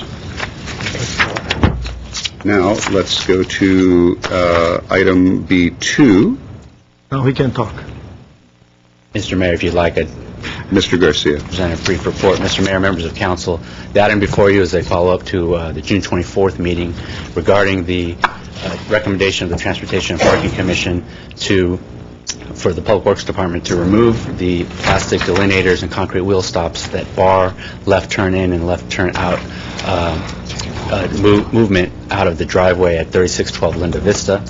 The recommendation of the TPC was to allow the removal of those items and replace them with alternative mitigation strategies, which include four-way stops at certain intersections, additional signage, additional speed limit zones in certain areas as outlined in the report. At that meeting, a request was made to request that the property owner indemnify the city in the event of any accidents arising as a result of the removal of those prohibitions. And at that time, in addition, an additional request was made to request that the property owner provide an amount up to $10,000 to pay for the cost of the electronic flashers associated with some of the signage involved in the plan. At that time, the matter was tabled so that we could go back and look to see whether or not the city had ever previously required an indemnity, specifically where the city has installed a public improvement and removed it on its own in the event where the city has determined that the removal of such an improvement will be safe. In addition, we were asked to provide some additional information regarding the statutory immunity that the city would have in the event that it was sued, in the event that there was an accident at the location as a result of left turns in or out. And then, in addition, we were asked to provide some additional information regarding potential or jury verdicts or settlements resulting out of traffic accidents and of similar nature. So we've provided this information in the report. I won't get into the the level of detail that we got into with respect to the immunity, just to tell you that we do believe, and I think we stated this previously, we do believe that we will have a strong case of immunity in the event we are ever sued in the event of a traffic accident resulting out of left turn in, left turn out prohibition, removal of those. The same advice that we have would be that we can never guarantee, or we can never say we would absolutely be immune. Each case is going to stand on its own facts, and the weight of appellate authority is that we would be immune. But again, it's going to be up to both the trial court judge and ultimately an appeals court judge to make those determinations. And so as a result, we can only tell you, give our opinion that we would have a strong case for immunity, and in any event, we couldn't give you an absolute guarantee in that regard. In addition, we would point out that a indemnity does provide a different level or a different type of protection than the immunity does. The immunity provides you, the city, with a strong legal defense in the event it is sued. The indemnity is essentially a risk shifting. It allows the city to avoid the risk and the cost associated with defending any such action. And so our opinion is that while we previously opined that it would certainly be justified to require an indemnity, and we don't have an opinion as to whether we should require an indemnity, our office would never be in the position to say we don't think an indemnity would be a good idea. Lastly, we would add that, and I would point out that the information regarding the verdicts is also provided in the report, Exhibit 2. Lastly, we would add that with respect to indemnity, whether or not the council is willing to go there, we do believe pretty strongly that the council should require the property owners to release the city in the event there's a traffic accident resulting in injury or other catastrophic injury or property damage. And that doesn't require the property owner to expend any funds to defend the city. It's just allowing or requiring the property owner to release us from any liability should there be an accident at the location. I think that's the summary of the report, and happy to answer any questions. Okay. Hang on one second. Let's see, we started down here last time. Let me start on Mr. Weaver's end this time, see if we have any comments. We do have some speaker cards. So let me see if there are any comments from the council, and we'll go to the public, and we'll come back to the council. All right, so we start with Mr. Weaver. He's indicated he doesn't have any comments. Mr. Quintero, none. Mr. Najarian. What was the last point you made about the release as opposed to, was that in regards to an indemnity issue, or that was a... No, what we're saying, Councilman Najarian, is just that regardless of whether or not the council requires an indemnity, and we have no strong opinion on that either way, we do have a strong opinion regarding a release. In other words, requiring the property owners to release us from any liability, meaning they won't sue us if they're involved in an accident. But they themselves. They themselves, that's correct. So it doesn't, again, it wouldn't require any expenditure on their part. It's just ensuring that we won't be the subject of a loss in the event they themselves are in an accident. I'll reserve the rest of my comments. Okay. Mr. Yusefian. On that item, Mr. Mayor, a question. If we ask them for that type of a release, let's assume there was an accident, wouldn't the attorney on their side later on use that against us by saying that the city asked for a release so they knew there was something wrong? I'm sure the attorney will use that. However, I think it wouldn't be a very viable argument, frankly, because they're getting some benefit out of this request again. So I think it would be a very weak argument. And that release will not jeopardize our immunity issue for the design, because we still feel the immunity is that the design of the what we did with the intersection is safe. That's correct. Okay. All right. Let me go to the public. Thank you, Mr. Garcia. Don't go far, though. Okay. All right. That's far enough.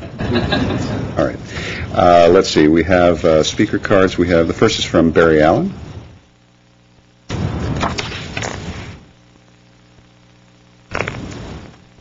Followed by Hazmik Demirjian.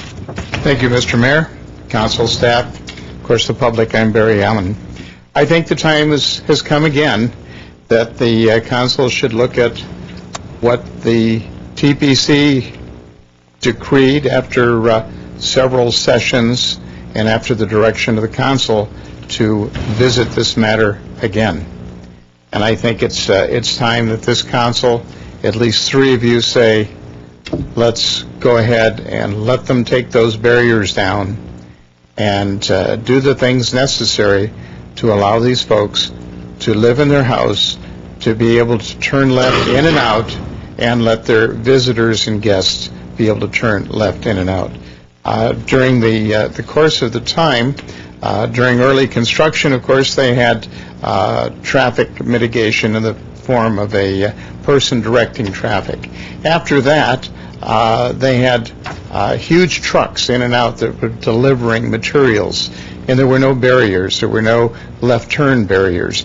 And those huge trucks, according to the information from the TPC and the transportation and traffic people, would take about 11 seconds to make that turn, whereas a car does 5 or 6 seconds for the same turn.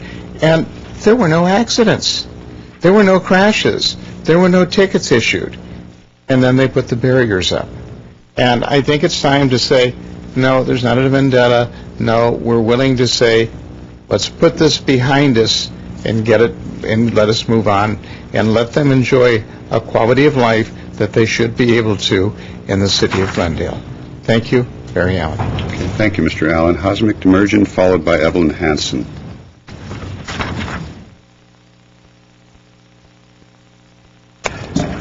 Hi, good evening, Mr. Mayor Draymond, council members, staff. My name is Hasmik Demircian. I thank you again for all the time and the effort you guys put in to resolve this issue. We would go with the motion adopting the Transportation and Parking Commission recommended course of action with condition number 1 only. I'm requesting the council to modify the motion and delete condition number 2. The reason is condition number 2 is unnecessary. The city is protected under Government Code 830.6. You do have the shield. And please do not put any burden on us or on the property. I thank you again. Please modify and delete condition number 2. Thank you. Okay, Ms. Demerjen, before you sit down, there's some confusion on the dais as to what you're referring to when you say number 1 and number 2. Okay. I want to make sure we're looking at the same thing you are. Yeah, it's the motion that has all the TPC's recommendation to permit left turn movements and implement posted speed limit. We are all going with that. And condition number 1 in here, it's that we are going to provide $10,000. And we're going to provide it to Public Works before they can order all the, the flashers and all that. But number 2 here, it says the property owner of 3612 Linda Vista shall execute a release in a form acceptable to city attorney, releasing the city and its officers, employees, and representative from any claims, suit, damages, costs, or liability arising out of any accident caused by left turn in and out of the driveway. Okay. And like I said, to get into our driveway, in and out of our driveway, it's our property rights. We don't have to give any release to anybody. If you guys are asking us to give release, then you should ask all the homeowners in the city of Glendale to give you release to use their driveway, in and out of their driveway. Thank you. Okay, thank you for the clarification. I just want to make sure that we're looking at what you're looking at. All right, our last speaker is Evelyn Hansen.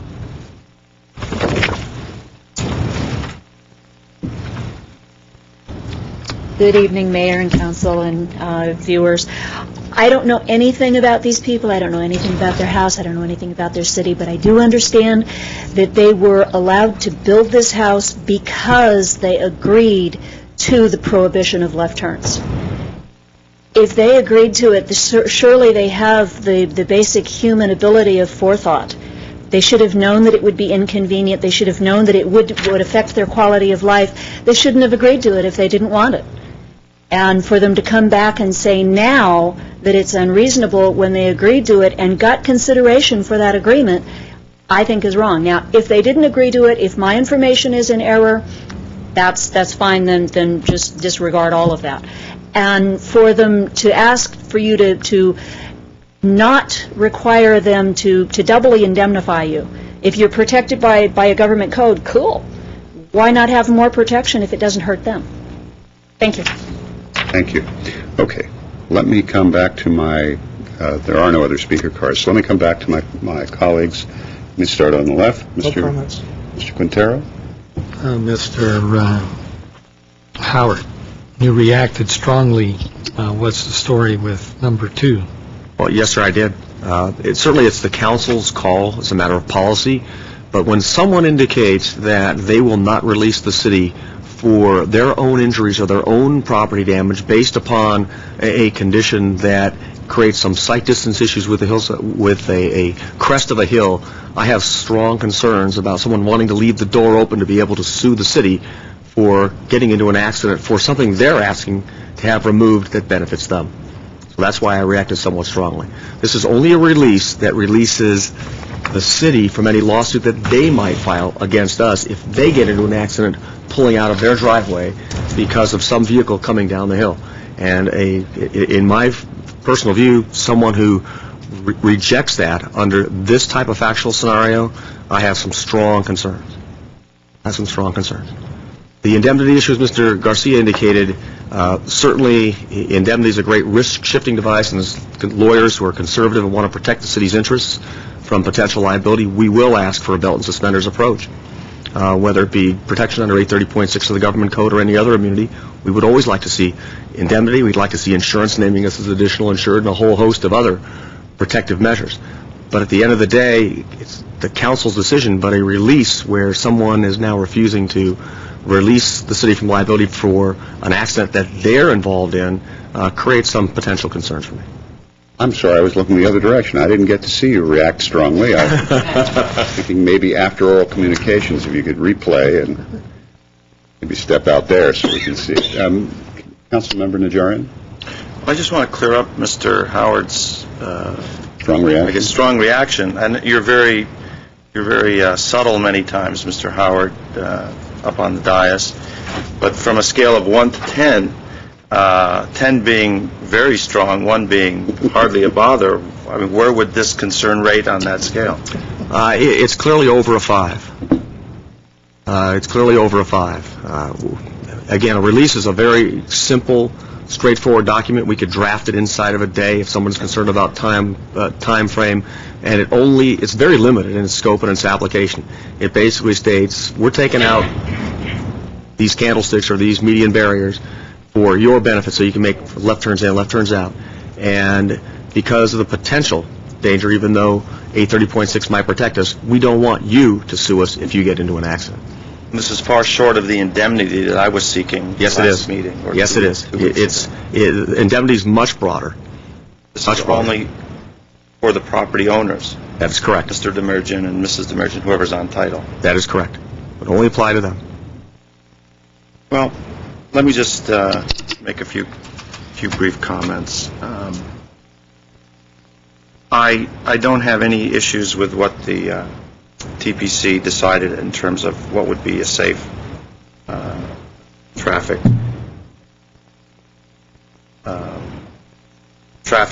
issue in terms of traffic safety measures. But I want everyone to know that my background is in law, and I have sued cities previously, not Glendale, on the government code issue.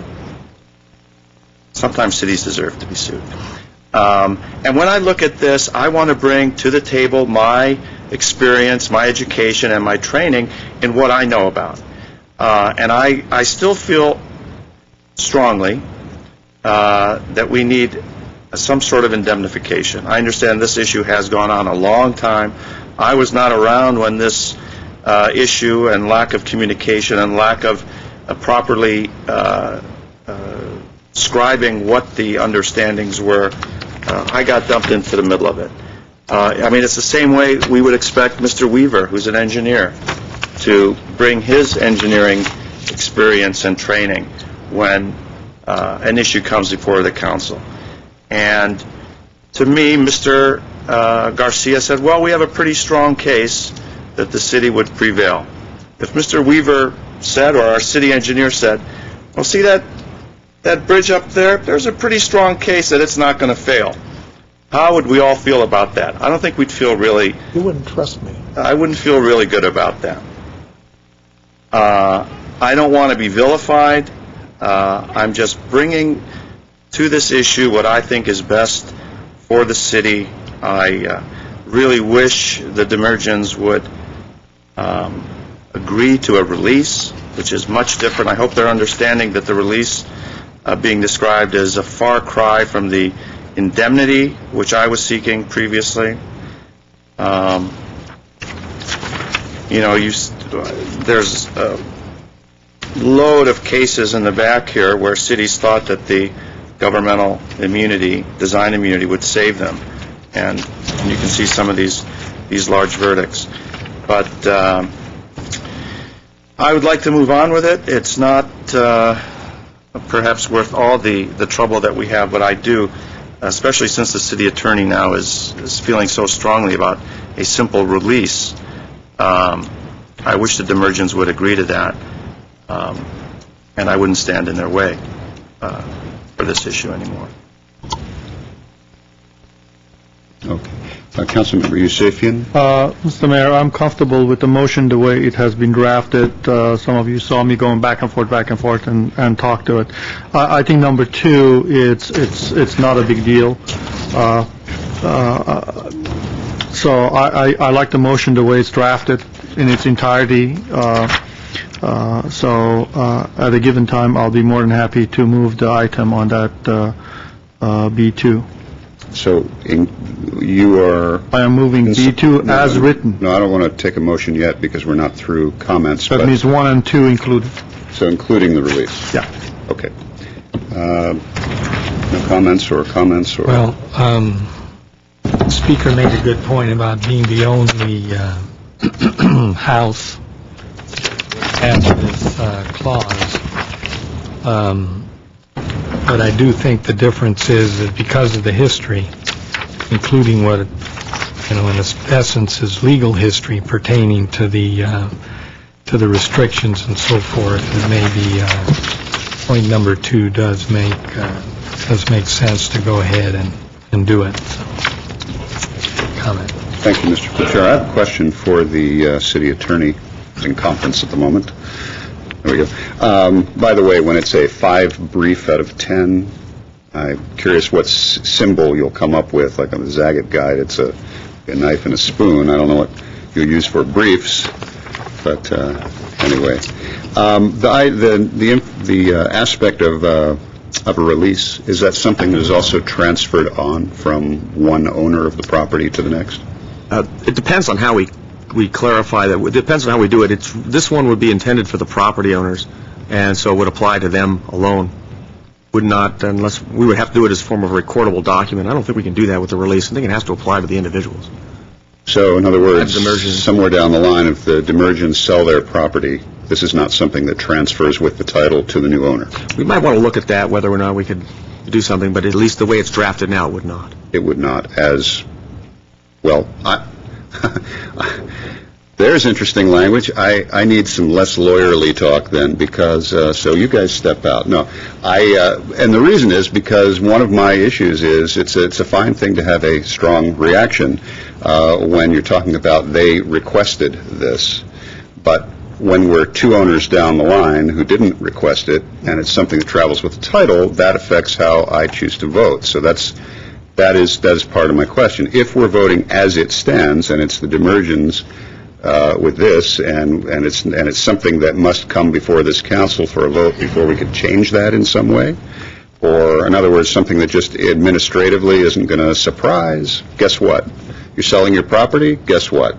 That's something I need some assurance so I know how to vote. I think that's a good point. Right now, it's contemplated it would apply only to the Demergens, but we could look at, if the council so chose, making it a release, and possibly we have to do it in the form of a recordable document that could run with the land and apply to future owners. But that's not how it's drafted now. All right. So I just want to make sure that as my colleagues are planning to vote here, that they understand what was just said. It's a good point. I'm at the mindset like you, which is this is not a recordable document. This is just for them. So Mr. Smith, who buys this thing, down the road is not subject to this. Maybe you want to It's just table these this. people. All right, that being the case, You're in a good mood today. there's been a lot of, this is one of those topics where I don't think there are any more words left.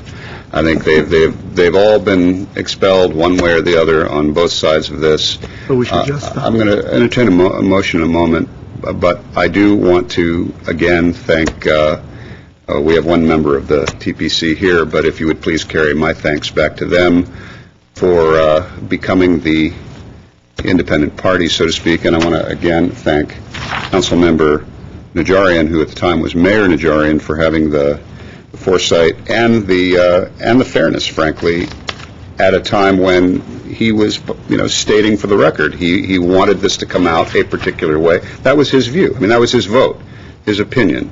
Yet he set that aside, sent it to an impartial body, and it came back in a way that has brought us to this point. So I want to thank you again, Mr. Najarian. I want to thank the TPC, and I want to thank my colleagues. Mr. Kasakian, I'm going to entertain a motion now. So, Mayor, yes, sir. I'll move 8B2. 2. Second. We have a motion and a second. Mr. Kasakian, could you call the roll? Council members Najarian, Yes. Montero, Yes. Weaver, Consistent with my previous statements, no. Yusefian, Aye. Mayor Draymond. Yes. Okay, could we hear the next item, please? See a city attorney regarding discussion of process for annual appointment of the mayor. At C1 is motion providing direction to staff. Thank you very much. Mr. City Attorney. Sir, Mr. Mayor, members of council, I will give you just a very brief report. And essentially, this council had requested a report on the rotational process used for mayor. What we've done is provided you with the excerpt from the Glendale Municipal Code. We also went through the analysis of that section to determine whether or not it was mandatory or directory. Our conclusion that it is directory, specifically focusing on that language where preference is to be given, as it states, to members of council who have had the benefit experience of council members prior to the time of selection of the mayor. That is directory only. It is not mandatory, so the council does not have to select someone to mayor who has had experience on the city council. It is strongly suggestive of ensuring that you at least take the time and possibly look at experience, but it's not absolutely mandatory. We also took a look at, and I thank members of the city manager's staff for doing a survey of other cities. We surveyed 16 other cities. Out of those 16 cities, it has been determined that 5 of those have appointed mayors. 2 of those cities have an actual process in place. One appears to be administrative, where, and I believe it was Hermosa Beach, where there's a actual rotational process to allow every council member serving on the dais, and there's 5 in Hermosa Beach, to serve as mayor during at least once during their tenure, so they have an actual 9-month time of service as mayor. Huntington Beach appears to have the most, what I would call, comprehensive ascension or rotation process, if you will. They have it's attached as an exhibit, as a resolution where the mayor is appointed. There's a mayor pro tem appointed. The mayor pro tem ascends to the position of mayor after the mayor's rotation time period concludes. They have a process for appointing the mayor pro tem. That mayor pro tem is appointed after or based upon the longest consecutive council tenure, and there's actually a tiebreaker involved if there's 2 members of council that have served the same period of time. We also took a look at our own history here in Glendale to determine if there was some kind of an unwritten practice, custom, or convention involving any kind of ascension or rotation. And we have determined that with 4 exceptions, the chair of the redevelopment agency has ascended to the position of mayor in the year following their service as the GRA chair. I can certainly go over that for you, but it is an exhibit. The council is free to adopt a motion to just note and file this and keep the process as is. Certainly you're free to repeal the code section if you like and leave it silent.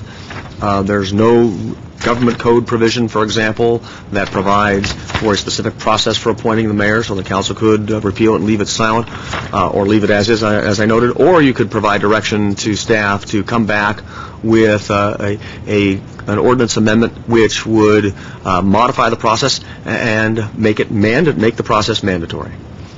Those essentially are the options that are available to you. I'm pleased to answer any questions that you might have. Okay. Let me just state that I placed this on the agenda at the request of two council members. One was Councilmember Weaver, and the other was Councilmember Yusefian. I think they were interested in different aspects of this, some of which may be relevant now or not, but nonetheless, here we are, and it is on the agenda, so I want to allow them and the rest of my colleagues whatever input they have or would like.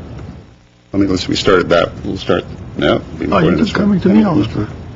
I don't know when I asked for it, and I don't know why I asked for it, so I have no comment. All right. Councilmember Quintero. As far as I'm concerned, the ceremonial post of mayor, what's important is that there be 3 votes for that particular person to serve as mayor. And so I'm perfectly happy with the process as is. Sometimes the redevelopment chairs have become mayor, other times they haven't, and I don't really see that anything needs to be changed.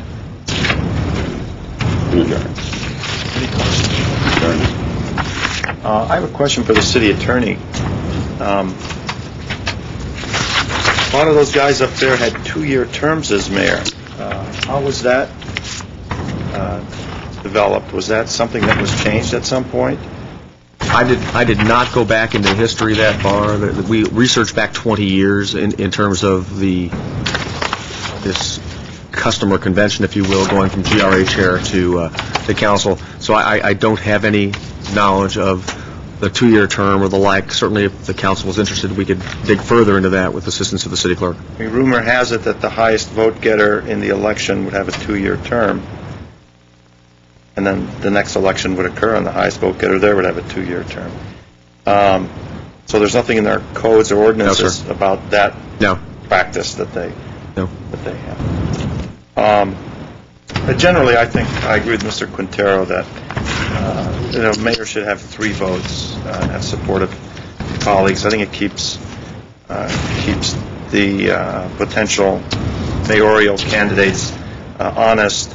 If you know that you're going to be mayor in X number of years, whether your colleagues like it or not, I think it may tend to bring out a more aggressive and less cooperative behavior. Whereas, if it was your intent to be mayor, you'd certainly have to be a little more cooperative and unifying in your actions. So I'm not strongly in one camp or the other, but I would probably vote just to keep it the way it is now. Councilmember Yusefian. I think part of the reason I asked this to be on the agenda because there was some indication by one council member that maybe the people who got more votes or whatever need to be on there. My understanding has been reading the charter. The rule in the city is there are no rules. That's the rule. There are no rules. You get 3 votes, you're in. You don't get 3 votes, you're not in. By the way, the issue with this list in here that was provided by staff, I think that shows there were 4 times that the redevelopment agency did not become the chair. Actually, 3 of them, there's a reason for it. And those are because Mr. Jutra did not run for a second term. That's why Larry Zarian became mayor. Also, Marianne Plumlee did not win her second bid for re-election. That's why Larry Zarian again became mayor. And Gus Gomez also became a judge. Hence, Rafi Manukian became mayor. So those were the reasons for those 4. And the last one was me. I didn't become mayor. I just couldn't get 3 votes. That's all there is to it. It's as simple as that. That's the rule. There is no rules. It's not like city of Burbank, which they have a mayor and a vice mayor. So it automatically goes on, but that's what they chose to vote on. This item went to the commission at the charter to change it.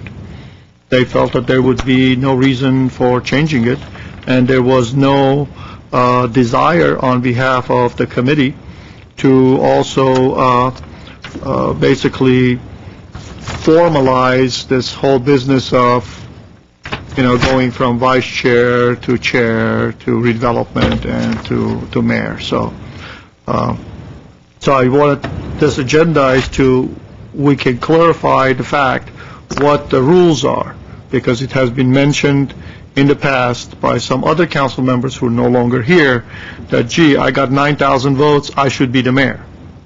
Fact is, the charter doesn't say anything about that. And the rule is, there is no rule. You get 3 votes, you're in. You don't, you're out. I'm done. Well, but there is a rule. The rule is that you need 3 votes. Well, that's what I'm saying. There is no rule. That's the rule. That's the rule. That's the rule. I have a few comments, just so that, and I know this is not what Councilmember Yusefian meant to imply, but just so that comment isn't left dangling out there, the council member who received over 9,000 votes, who was, I don't know who he's referring to, that said he should be mayor based on that, was not this council member. No. Yes, I received over 9,000 votes, but that was not me.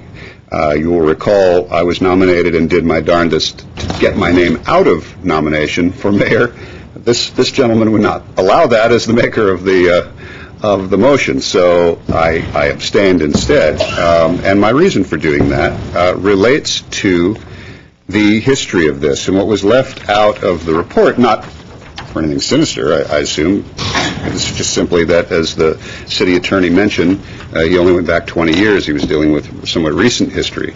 But there was another tradition prior to that 1970, a change where they added the language of experience. And the tradition had been, up until that time, whoever was the high vote getter became the mayor. And the reason for the change was because there was concern that people who had never served on the council and literally had no experience in city government were becoming mayor, simply because they got some more votes. And keep in mind, in those days, in some of those years, to become mayor, to get on the city council didn't require a tremendous number of votes. And even in relatively recent history, people were becoming council members with 3,000, 4,000 votes. So that was the reason for the addition of that language. And it was brought forward by Councilmember Haverkamp, and at that time, and the first mayor elected under that new addition was a gentleman over there. His name is James Perkins, and he is our elder statesman of former mayors in this city. And he was the first mayor to serve under that. And I have in my mind, a special kinship with him because I like to think of us as the bookend mayors on this particular issue. He was the first mayor elected from this council, or by this city council, under that new policy, and I am the first mayor since that time to be elected mayor by my colleagues after having served only 1 year on the council. So I guess I squeaked under the radar in terms of experience, I suppose, and vetted that out, checked that out, and so that's 38 years. That's a lapse of 38 years. So I also just wanted, for the history of it, to go through a little more here, and I want to thank the city clerk for ferreting some of this out for me. In the last 33 years, since 1975, only 8 council members have been elected that received more than 9,000 votes. It's relatively few in the last 33 years. And in historical order, starting from longest ago to the present, from 1975, were Carl Messick, John Day, Eric Schneerson, Carol Parcher, Eileen Givens, Rafi Manukian, Aaron Ajarian, and John Draymond. And of that 8, only 2 since 1975 have received 10,000 votes or more, and that's Carl Messick and John Day, and that was way back in 75 and in 77. And so since that time, most of our council members have been elected with 6,000 votes, 6,900 votes, 7,000 votes, right around in there in recent times. It's a very interesting list. It's very interesting data, and I understand from the city clerk that eventually this will be on the city's website, so that research will be available to the public. Will the Form 460s be on there also? Therefore, we'll have to talk to Mr. Allen about that. But in any case, it is a very interesting list. It is also interesting to note that the number of electors doesn't change much over the year, and even the percentage doesn't change that much over the year. Interestingly, the registration totals do change a little bit over the years. They go up and they go down. But it is very, very interesting to look through these numbers. And I just wanted to provide a little more history with regard to why we ended up with this discussion and this language being added of experience need only apply. So with that, I'm not sure if we have a motion on this or whether it's just informational. What I'm hearing is potentially note and file. Note and file. Note and file? All right. Mayor, just for one thing, you mentioned 2 names. Sorry? How do I end up living on Havercamp Drive and the cross street is Perkins Circle? You'll have to explain that one. I can't explain it. Okay. All right. Let's move on to the next item. Okay, is there a motion to note and file? There's a motion to note and file. And a second from... Okay. And it's, Vote on a note. I don't think there needs to be one. I'll check with our city attorney. Mr. Howard, do we need to vote on a motion to note and file if it's been first and second? Yeah, actually, you can do it by acclamation. Unanimous consent. All right. Unanimous. I think we have unanimous consent. There's no objection. That'll be the motion. Mr. Mayor and Council, at 8D is General Manager of Glendale Water and Power regarding execution of a contract with the Southern California Public Authority, SCPPA, and Alliance for Cooperative Energy Services Power Marketing, LLC, APM. Be sure to stay with me through all these acronyms. An amendment to the contract with Pattern Recognition Technology, PRT, and new contract with Ventix Energy, LLC, Ventix, to provide support services in the area of real-time energy transactions and scheduling. At D1 is a resolution authorizing city manager to execute a contract with SCPPA and APM to manage the energy transactions for an agreement implementation charge not to exceed $100,000 and an annual cost of the agreement not to exceed $750,000. At D2 is a motion authorizing city manager or his designee to execute an amendment to an existing contract with PRT to add an additional site license. And at D3 is a resolution authorizing the city manager to execute a contract with Ventix to accommodate required programming and software customization to integrate GWP's current Henwood scheduling system with APM software in an amount not to exceed $80,000. Thank you. My goodness, all of those initials in there, all except my favorite, M&M. Okay. Mayor, yes, sir. none of my colleagues have comments. I'll move D 1, 2, and 3. 8D 1, 2, and 3. So even if they do we have a second? We can still... I'll second that. I have one question. Mr. Yusefian. Why are we spending $750,000? What are they doing for that amount of money? That's a big chunk. Yes, it is a big chunk.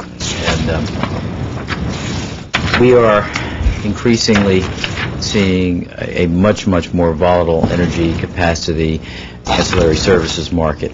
It will continue to become more volatile. In addition, the markets that we deal in, many of them revolve around the California ISO. California ISO is instituting a new market format known as MRTU, or Market Redesign and Technology Update. Essentially, that will change the dynamics and the volatility of the markets that we deal in, starting in October. We, by necessity, need to increase the expertise and resources that we have available to us on the marketing side.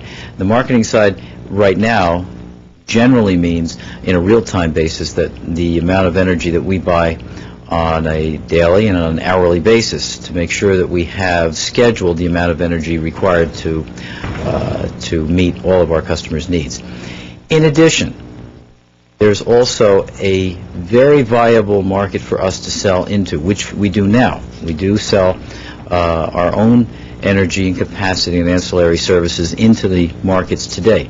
However, as the MRTU takes place, that market will become more volatile. There'll be more opportunity for us to sell into it. However, in order to do it and do it properly and to limit our liabilities, we need to have the proper amount of expertise and, again, resources to do this. So it's both on a buying and a selling end of the business that we need this. There are a number of ways of approaching this. Some utilities hire full-blown trading floors to do this full-time. We've opted to not do that. We've opted to go through an outside consultant, this consultant at this price, for the next 3 years to limit our own internal exposure from a resource standpoint and also to learn. At the end of 3 years, we'll reassess whether or not we need to still utilize this particular format or whether we should staff up to do it ourselves or whether we should really contract a little bit. But we need to be into the markets and we need to have the ability to execute in a much, much more efficient way than we do now. So that's why we're doing it, and that's why the dollars associated with it are so crucial. So is this similar to what we used to do with Carl? It's similar, yes, but far, far more complex. But you could draw that comparison, yes. Okay. Thank you. Mr. Najarian? Mr. Quintero? Mr. Weaver? Okay. We have a motion and a second. Thank you, Mr. Steiger. Roll call. Second, please. Council members Najarian? Yes. Quintero? Yes. Weaver? Aye. Yusefian? Aye. Mayor Drainer? Yes. We have the next item, please. Next item is going back to oral communications. Item 6 is listed on the agenda. Discussion is limited to items not a part of this agenda. Each speaker is allowed 5 minutes. Council may question or respond to a speaker, but there will be no debate or decision. And the city manager may refer the matter to the appropriate department for an investigation and a report. Okay, thank you. First speaker is Dr. Espiritu, followed by Rita Unikian. Good evening, Mr. Mayor, members of the City Council and staff. I am Dr. Richard Espiritu. I'm going to revisit the language English proficiency issue that I've been talking about for the last 3 weeks. I've talked about federal law.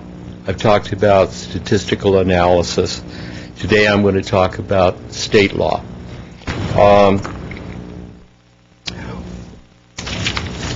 The law that I'm referring to is the Dalmany-Aleatory Bilingual Service Act of 1973, for all your other statistical information.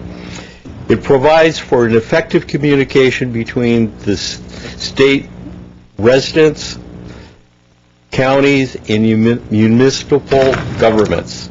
This act is intended to ensure that individuals who do not speak or write English are not prevented from using public services because of language barriers. It had two main issues. First, that they had determined there's a substantial number of the population in the state of California that do not effectively communicate with their government because they speak a different language. Second, the state and local agencies frequently are unable to communicate with people requiring their service. Non-English speaking individuals being denied the rights and benefits to which they are entitled. That's a nice way of saying a discrimination. We talked about discrimination under ADA. The Act requires that state and federal local agencies to ensure that they provide information and services in various language to their constituents. It goes on further to say that the local agencies have to have substantial numbers of people so that they can provide this service, and that threshold is 5% of the population. Gentlemen, I have been talking about this because in February of 2007, the city council, not the mayor, he wasn't here at the time, had a decision to eliminate bilingual interpreters for people who are coming to the city council for interpretation. I'm going to provide you with copies of the Dalmany Aleatory Bilingual Service Act of 1973. I believe that this council is in violation of both state and federal law. I did not give you the governor's executive order of 2006 because the last time we talked about an executive order, one of our councilmen says he wasn't sure of the weight of an executive order, even though the DOJ has the right to penalize local agencies for not complying. I would like this city council to agendize sometime within the near future this decision that was made in 2007. I would be more than happy to provide you next week with a plethora of case law, and I'm sure you know that's my next step is case law. And I also found something very interesting. Title II, Section 2 of ADA addresses the need of language barriers. I can also quote from you Boston, the United States versus Boston, the city of Boston, Massachusetts. And I'll also talk to you about the United States versus Santa Maria, which is a new case that's right now being discussed in courts regarding interpretation in bilingual needs.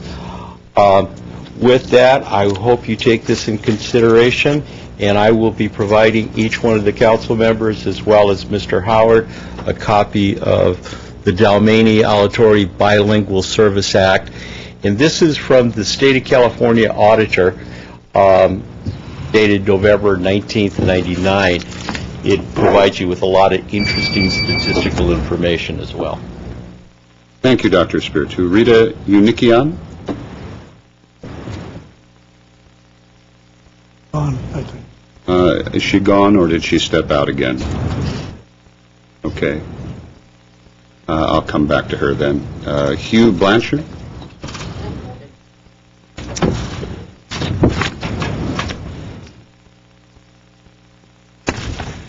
Thank you, Mr. Mayor, members of the council.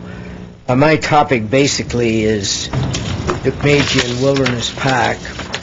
I believe that this council and preceding councils have spent literally many millions of dollars on the Dukmagian Wilderness Park. And the question is it being made accessible to the average citizen? Presently, this park, I believe, is regarded by many as the crown jewel of Glendale.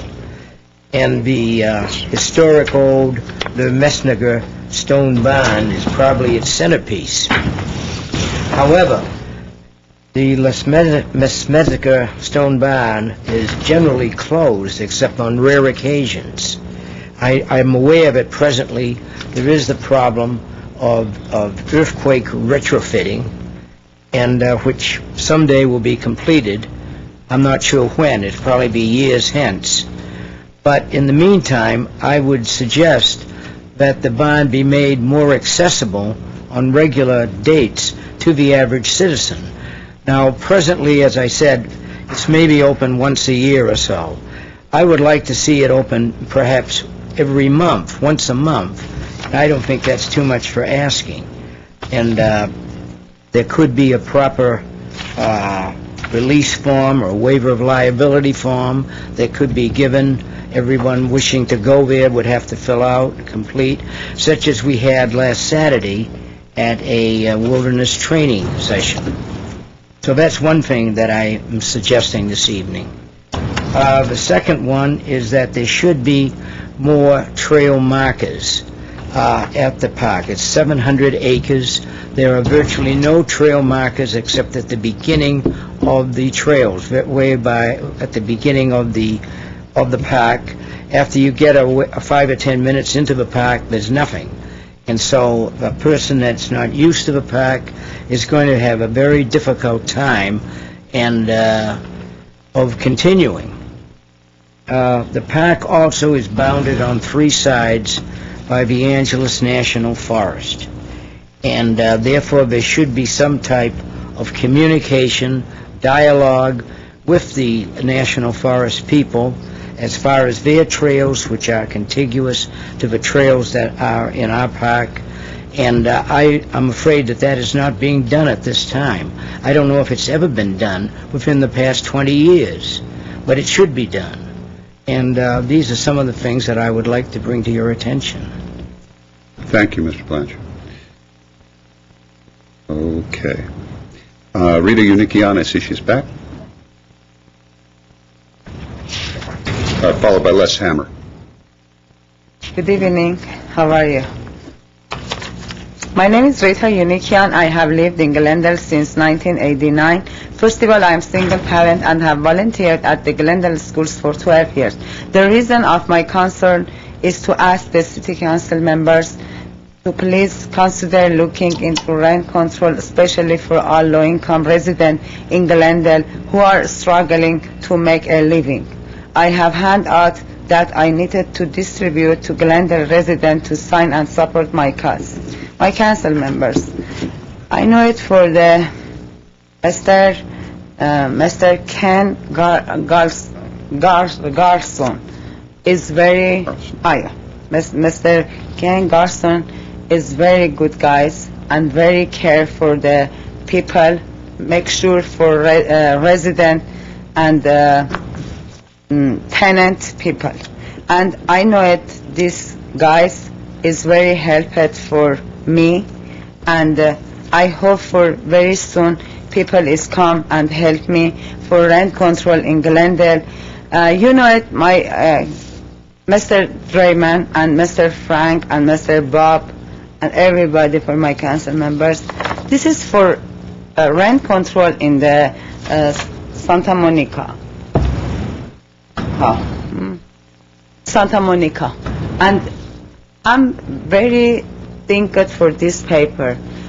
Santa Monica is, I know it, long time I'm go over there. I have a friend. I know it, lot of people for the regular people for the Venice work or job, or lot of people is worked, and no low income, lot of people. For the government is helped, SSI, welfare, or somebody is the Section 8. But why is the Santa Monica is very easy for rent control, and my Glendale, when is people is here, and you see it for long people is there for another country, actually my country in Iran, very bad right now situation for people is like it for God, actually Christiania people, Catholic or anybody, for Armenian or Persian, yes, but it's come like it in Glendale and come here, and I know a lot of people is here.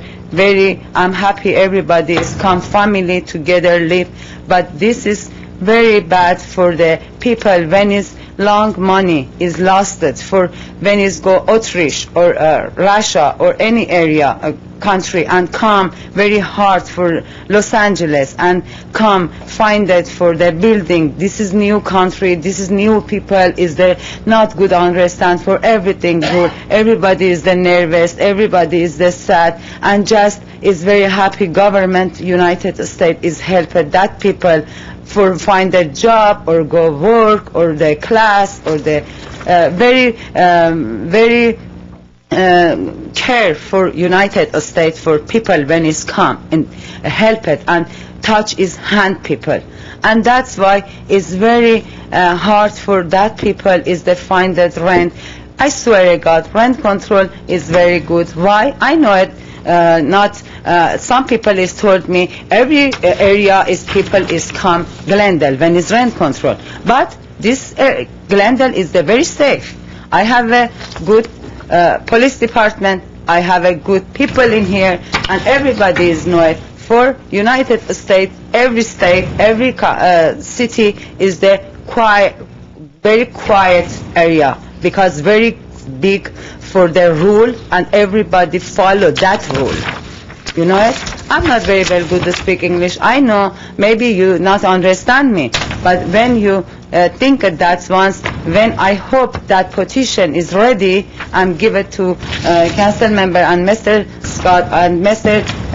City Clerk, then I hope help it for the council members, and I hope very soon. And this is, I think, for wish for Glendale resident, and I hope God is helping Glendale people for resident. God bless.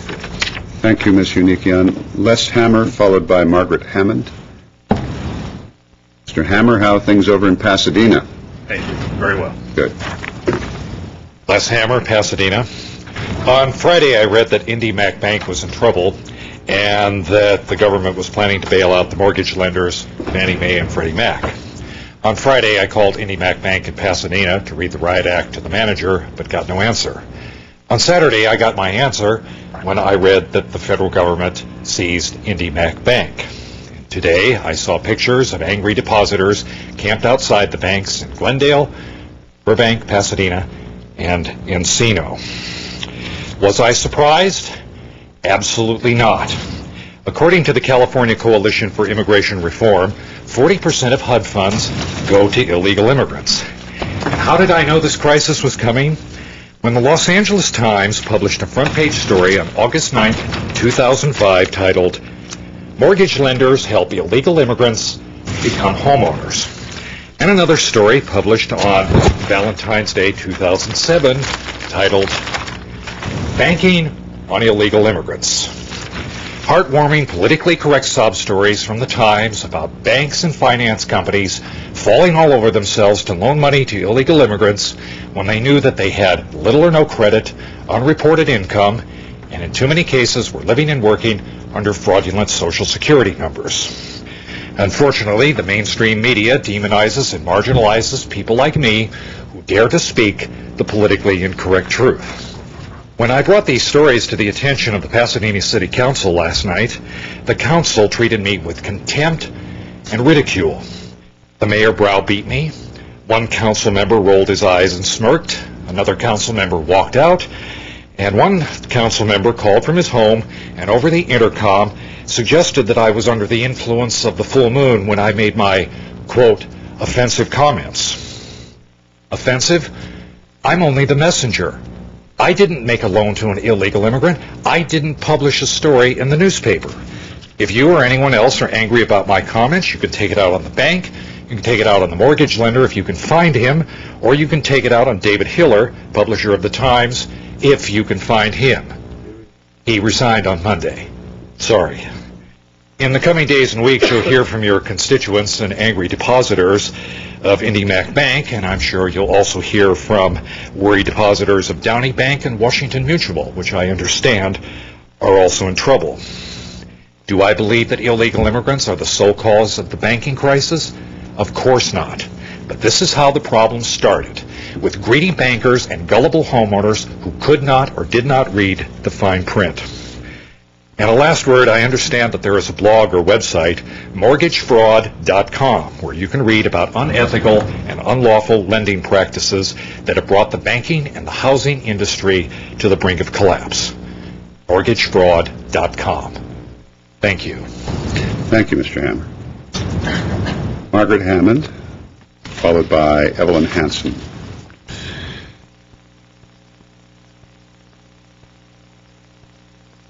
Good evening, Mr. Mayor, members of the council, staff, and the audience. And again, I hope some of my friends have been able to stay up this late.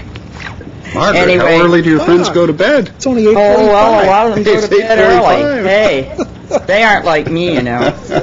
Normally, American Idol wouldn't even be over Right, here. so- right. Well, anyway, my name is Margaret Hammond, and I'm here for 2 or 3 things. Number one, I'd like to bring up the summer night on the plaza, which the Clean and Beautiful Committee are promoting. And part of that, there's the hometown photo contest, which in the color and the black and white contest, I believe it's $250 each the winners get. This is taking place on Thursday, July the 25th from 6 to 9. There are door prizes, free food, and great entertainment, and very beautiful. It's out on this plaza, which is just gorgeous when we get it lit up and the tables and have a wonderful time together.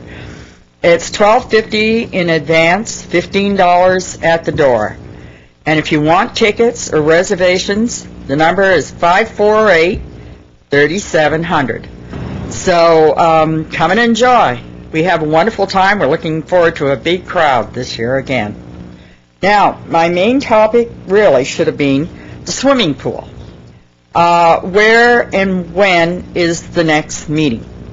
I would like to know that, and I would appreciate somebody giving me that information. I think I asked that last time, and I think I missed it. But anyway, we need input and support of all the citizens in Glendale, particularly in the south part of Glendale, which we know is where a swimming pool is most needed, since the one that was taken out and replaced with acres and acres of cement, which is a boiling hot surface at this time of year. Anyway, that's something I think we need to keep pushing, is that swimming pool. There's no way we can give up on that. We need it sooner than later. I'd like to see it before I kick the bucket, please. And you know, I'm kind of fed up on this rental control conversation. We went through this years ago. We resolved it with how the best way to handle it, and we have a just cause, and I haven't heard of any problems. And I know my tenants, I've had no problems with them. And there may be a few people out there that are nasty landlords, but, you know, some of these complainers that come, I happen to know that some of them live in the senior housing, which is a subsidized rental, the senior housing, right? They pay $395 a month for these beautiful, brand-new apartments, which would rent easily for $1,000. And when they were asked how they liked their units, they said, oh, well, yeah, they're okay, but we would like to pay less rent. Less rent than $395? Well, how much less? The answer was, we shouldn't be paying anything. The government should be giving them to us for free. Hello? Don't we have enough handouts? When are we, the taxpayers, going to quit paying? I couldn't get in one of those senior places. None of my friends can get in them. But here we are. We're the taxpayers that have paid for 50 or 60 or 70 years of our lives. And yet we hear this kind of thing, well, we ought to be getting free rent. And a lot of my friends do own apartments and units around Glendale and houses that they rent out. You know, they started out with putting the down payment, which I brought my money from Canada, and put down payments on the properties, worked a couple of jobs because in the beginning they didn't pay off. They needed work on them. We have to pay our bills on them. And then this nonsense of, rent control, where is the landlord supposed to, make not even a big profit, but a fair profit? And what happened to being a capitalist? We're capitalists because we own little apartment buildings, that we shouldn't be able to do that when we've worked our whole lives? I think there's something wrong here, that we need to be whacked with rent control. I don't think it's fair. I think there's a lot of people out there, if they could put their hands up right now, you'd see who they were. Many of them. And they're not huge units or anything like that. They're just something to subsidize their Social Security. How do you like that? They're subsidizing keeping themselves living by having those units. So I thank you very much, and that's my opinion on that. Thank you, Margaret. Evelyn Hanson.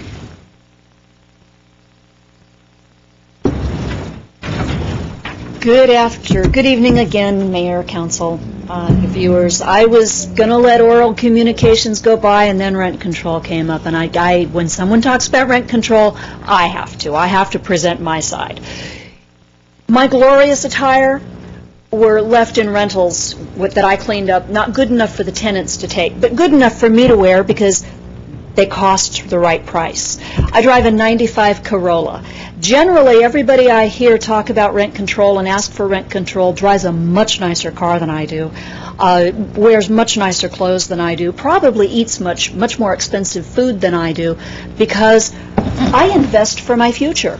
I bought my rentals by picking pennies up off the street, by using coupons. Every time I found money on the street, it went into a special jar. Every time I worked overtime after I paid for the child care, all my overtime went into a special jar. I worked 3 jobs to be able to get the money to put down on my building. And I don't know where our speaker, whatever, but after 12 years in this country, shouldn't this be her country too? This is my country.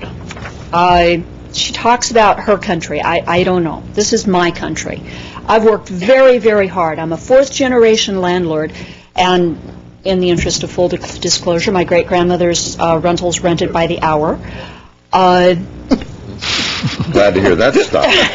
Yes. I don't get it. Yeah. Well, that just shows how pure as the driven snow you are. That's Councilmember Najarian, all right. My father, when I was managing his buildings, we had one tenant that had been with us for 40 years. We had my newest tenant has been with me for 12 years. These are not unhappy people. If someone is unhappy with the rental that they've got, their landlord's not doing right by them, their landlord's charging them too much, they should go find a different place to live. If they want to go live in Santa Monica, which has horribly oppressive rent control, terrific, they can go do that. It's okay with me. But we've seen what rent control does with New York City. Buildings being abandoned to rats, totally unmaintained buildings that were health hazards to their neighborhoods because the landlords couldn't make enough money on them to pay the expenses, so the landlords walked away from them, abandoning them. And I don't think we want that kind of thing in our city. I certainly don't. I like my city. I was born in this city. My mother was born here. We like having a nice place to live, and we don't want buildings abandoned. Thank you. Okay, thank you, Ms. Hanson. That is our last speaker. I will close oral communications. Let me go to my colleagues for responses, questions, comments, interpretive oratory. Speaking of interpretive, I'd like to go to Mr. Scott. As our mayor showed the little dance party we had that he was not on about the issue of interpretation, my understanding was that we took a vote that anybody who would like to come in here and speak in any language, they are allowed to speak. That information the videotape is given to the appropriate person to translate, and the transcripts given to all council members and sent to appropriate departments to be dealt with. That's what the tape said. So my question is, based on these documents that Mr. Spiritu has provided, are we in violation as far as the fact that we do not provide translation, interpretation at that moment? Mr. Mayor, members of the council, the document you have is an auditor's report that explains what the auditor is finding relative to the application of that act. I can tell you from a quick scan of that doesn't even apply to us. Number one, it applies. Local agencies generally do not include charter cities. Even the auditor's report, without even looking at the code section that adopted this, indicates that state agencies have a certain threshold relative to the type of public services they provide and the need to have language proficient contact persons. That local agencies, however, that may be defined by the statute, and I can't tell you because I haven't seen the statute, are free, just according to this, to adopt their own rules and regulations. So I think the obvious answer of where I'm getting to is no, we're not in violation, and no, this wouldn't change what the council has done. I have an issue. You just said you have not seen the statute. Haven't seen the statute. Okay, so may I recommend that you take a look at the statute Excellent before you say no, because that kind of rated 5 to me on there. Because I think we need to put this thing to rest once and for all. I don't want... Be difficult. Because the inference is out there that we are not allowing people to say their piece. If we are violating the law, I like to straighten it out. If we are not, I like that unequivocally stated by you that we are not, and give us case, like you did with the other stuff, you give us case numbers, case sections. I like to know that. I will tell you, I'll certainly look at the statute. Yeah, I would appreciate it, because I do not want to trample on people's rights. And this council has made it very clear that it is in your intention not to trample on people's rights, but I can tell you that more than likely the outcome of review of that statute will actually go completely away from what the thought would be projected by Mr. Espiritu, and that is that there somehow might be a violation.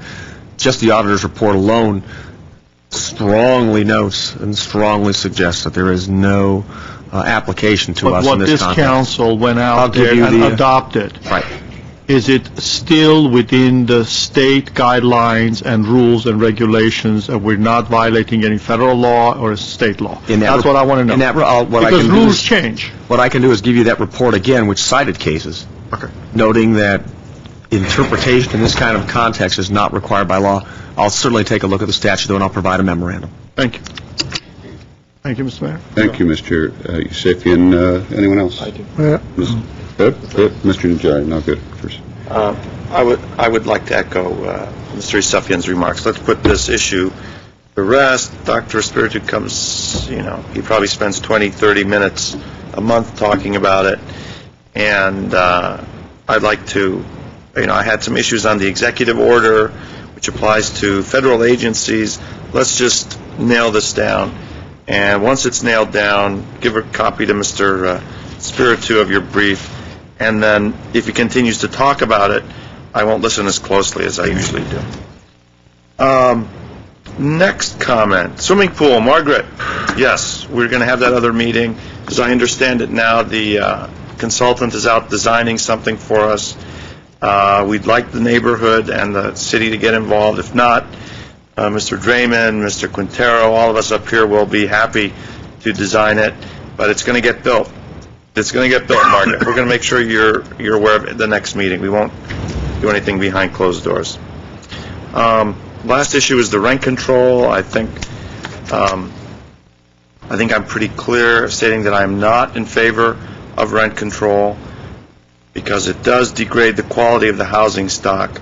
However, I continuously hear stories, especially seniors and those on a limited income, who are able to afford an apartment when they move in, and everything's hunky-dory and great, and they're good tenants, but out of the blue, they get hit with these huge rent increases. That's the complaint I get. I don't get complaints from people who are living outside of Glendale who say, I want to live in Glendale, but it's too expensive. These are folks who are vested here, and they've gone a period of time, several years perhaps, paying the rent, and out of the blue receive an extraordinarily large rent increase. I would like, if my colleagues are willing, to look at an issue that they looked at in November of 2001. I wasn't here.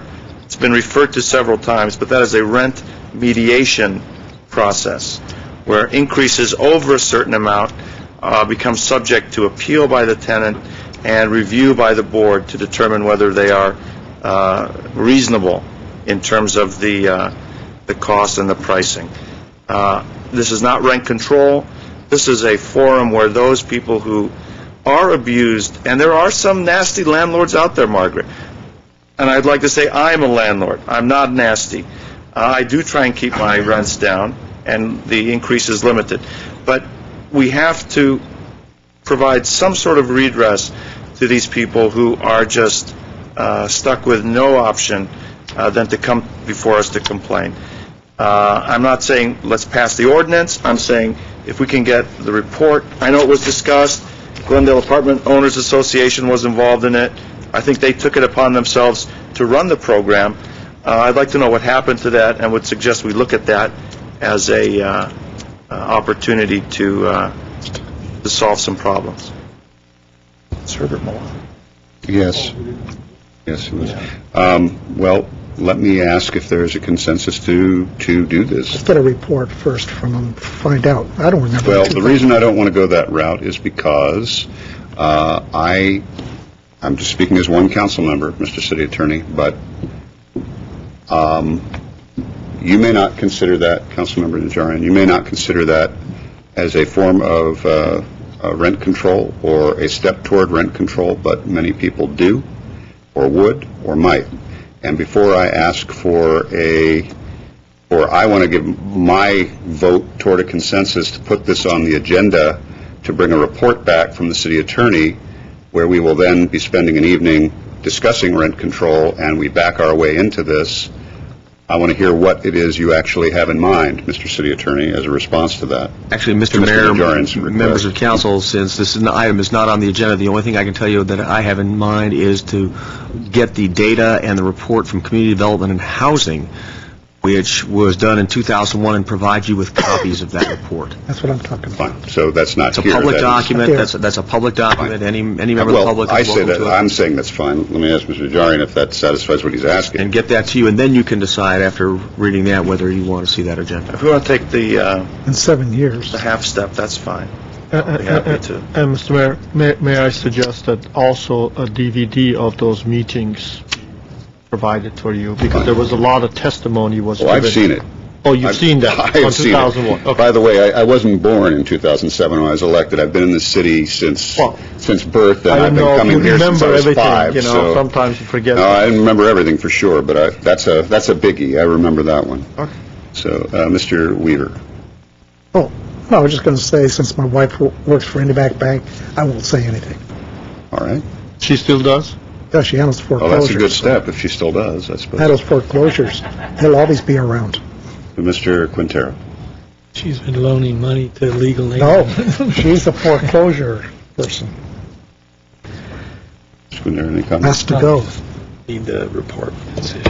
No, I mean any other comments. Okay. I have a couple. And I want to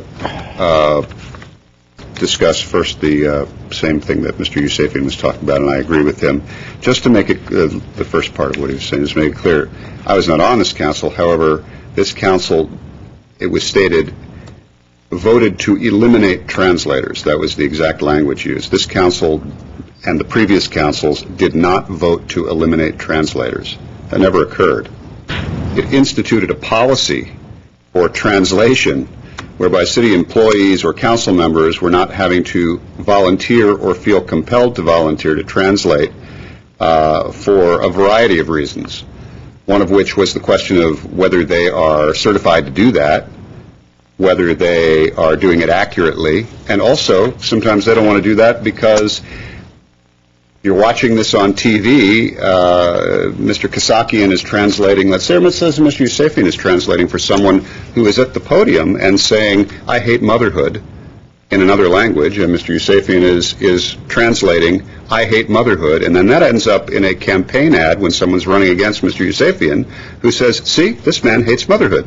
For the record, I think motherhood is a great institution. Thank you. Thank you.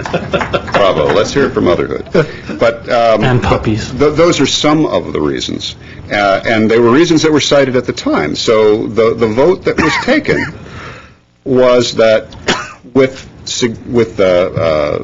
proper notice, in other words, sufficient notice, an attempt would be made to have a translator, and barring that, someone that just shows up is encouraged to bring someone to translate for them, a family member, a friend, or someone, but that would not be provided here without notice, and that if there was a need to translate, that would be done at a later time and provided to whomever on the dais or staff needed to have that translation. I just want to make that clear. I don't think Dr. Spiritu meant to say that they voted out translators, but that was the language he used, so I just want to clear that up for anybody who's listening. Let me see. I think, Ms. Hanson, clearly you have been out of town for a while, because the issue of rent control has been back here for some time before us in oral communications. I want to ask at this point whether there is a consensus on this council, because I have not heard it, but I want to just clarify, is there a consensus among my colleagues to place rent control as an item on the agenda? No. A yes or no with regard to placing it on the agenda? No. Talk about this. I just want to know, is there a consensus? No. No. Oh. And I agree, no. Then I also want to ask, is there a consensus to place this on the ballot right now? No. That would require agendizing, correct? Correct. Okay, so it answers the question anyway. I just want to get that on the record. And one of the reasons relates to a tiny not a bone I want to pick, but a tiny disagreement I have with Mr. Yusefian. I appreciate him including himself into the boat, but when he says that, we're all being criticized with regard to rent control. And I want to say, not exactly quite. In fact, there is a steady drumbeat within certain candidates for council and others who, on their TV programs, are stating that these three members of the council alone, the non-Armenian members of this council, are pushing this. And that was one of the reasons, as I stated, that I brought the DVD in so we could see the vote, that it was not some dark, devious, conspiratorial thing created by the mayor to disallow speakers of other ethnicities from being able to communicate, that it was voted on by this council minus me, add Mr. Manoukian. And it was a unanimous vote. But the drumbeat out there is that somehow it is just the non-Armenians on the council, and this is program after program after program from certain people. So I appreciate you voting yourself into that boat, but a lot of what is being said out there is not related to you, Mr. Yusefian, or you, Mr. Najarian. And so the end result of what I'm saying is I would agree with you. I would like some kind of a further emphasis placed on this from the standpoint of going over this one more time. I'd like to have a report, just as Mr. Yusefian asked for, about the translators. Yes, about the translators. I'm sorry, I mentioned rent control. I said rent control. Specifically talking to the translators. Pardon me. Translators, because obviously my bringing the video in of that taking place was not sufficient. It is still going round and round and round. So let's go ahead and do that. If that's agreeable to you. I don't know whether Mr. Scott, Mr. Howard, whether that's in your ballpark or someone else's, but if it's the issue of the translators, I was the one that provided the report in just prior to your election that the council considered, and so I February 6th. Take on the responsibility along perhaps with someone who the city manager designates to work with me and put that together for me. Okay. And then the last item I wanted to touch on was Mr. Blanchard, as he sort of mixing and splicing metaphors together about trail markers and so on.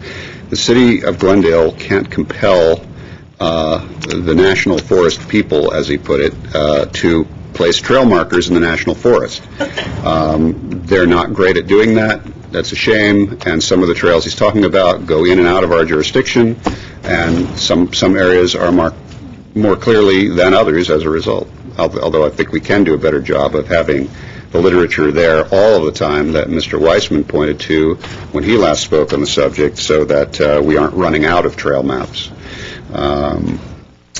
Anyway, I'm sorry for the length of my comments. Anybody else? I just wanted to say, Mr. Draymond, I hope that you don't think neither Najarian or I have anything to do with commentators on television making remarks. We have no control. We don't have that much power. Yep, that's right. I don't blame you. I don't hold you responsible. And we're here on Tuesdays and hear from you all the time. Deal with it for Tuesday. Yes, sir. I would request on your last topic that you draft a letter to Congressman Schiff and express some of the issues, and perhaps, you know how congressmen sometimes can get things done with a snap. The rim of the valley. Make him aware of that, and perhaps through his office, we can get better trails throughout the region. Okay. And he's certainly been right on point on that issue. So absolutely, we can do that. Great idea. Anybody else? Make a motion to adjourn? Second. We're adjourned.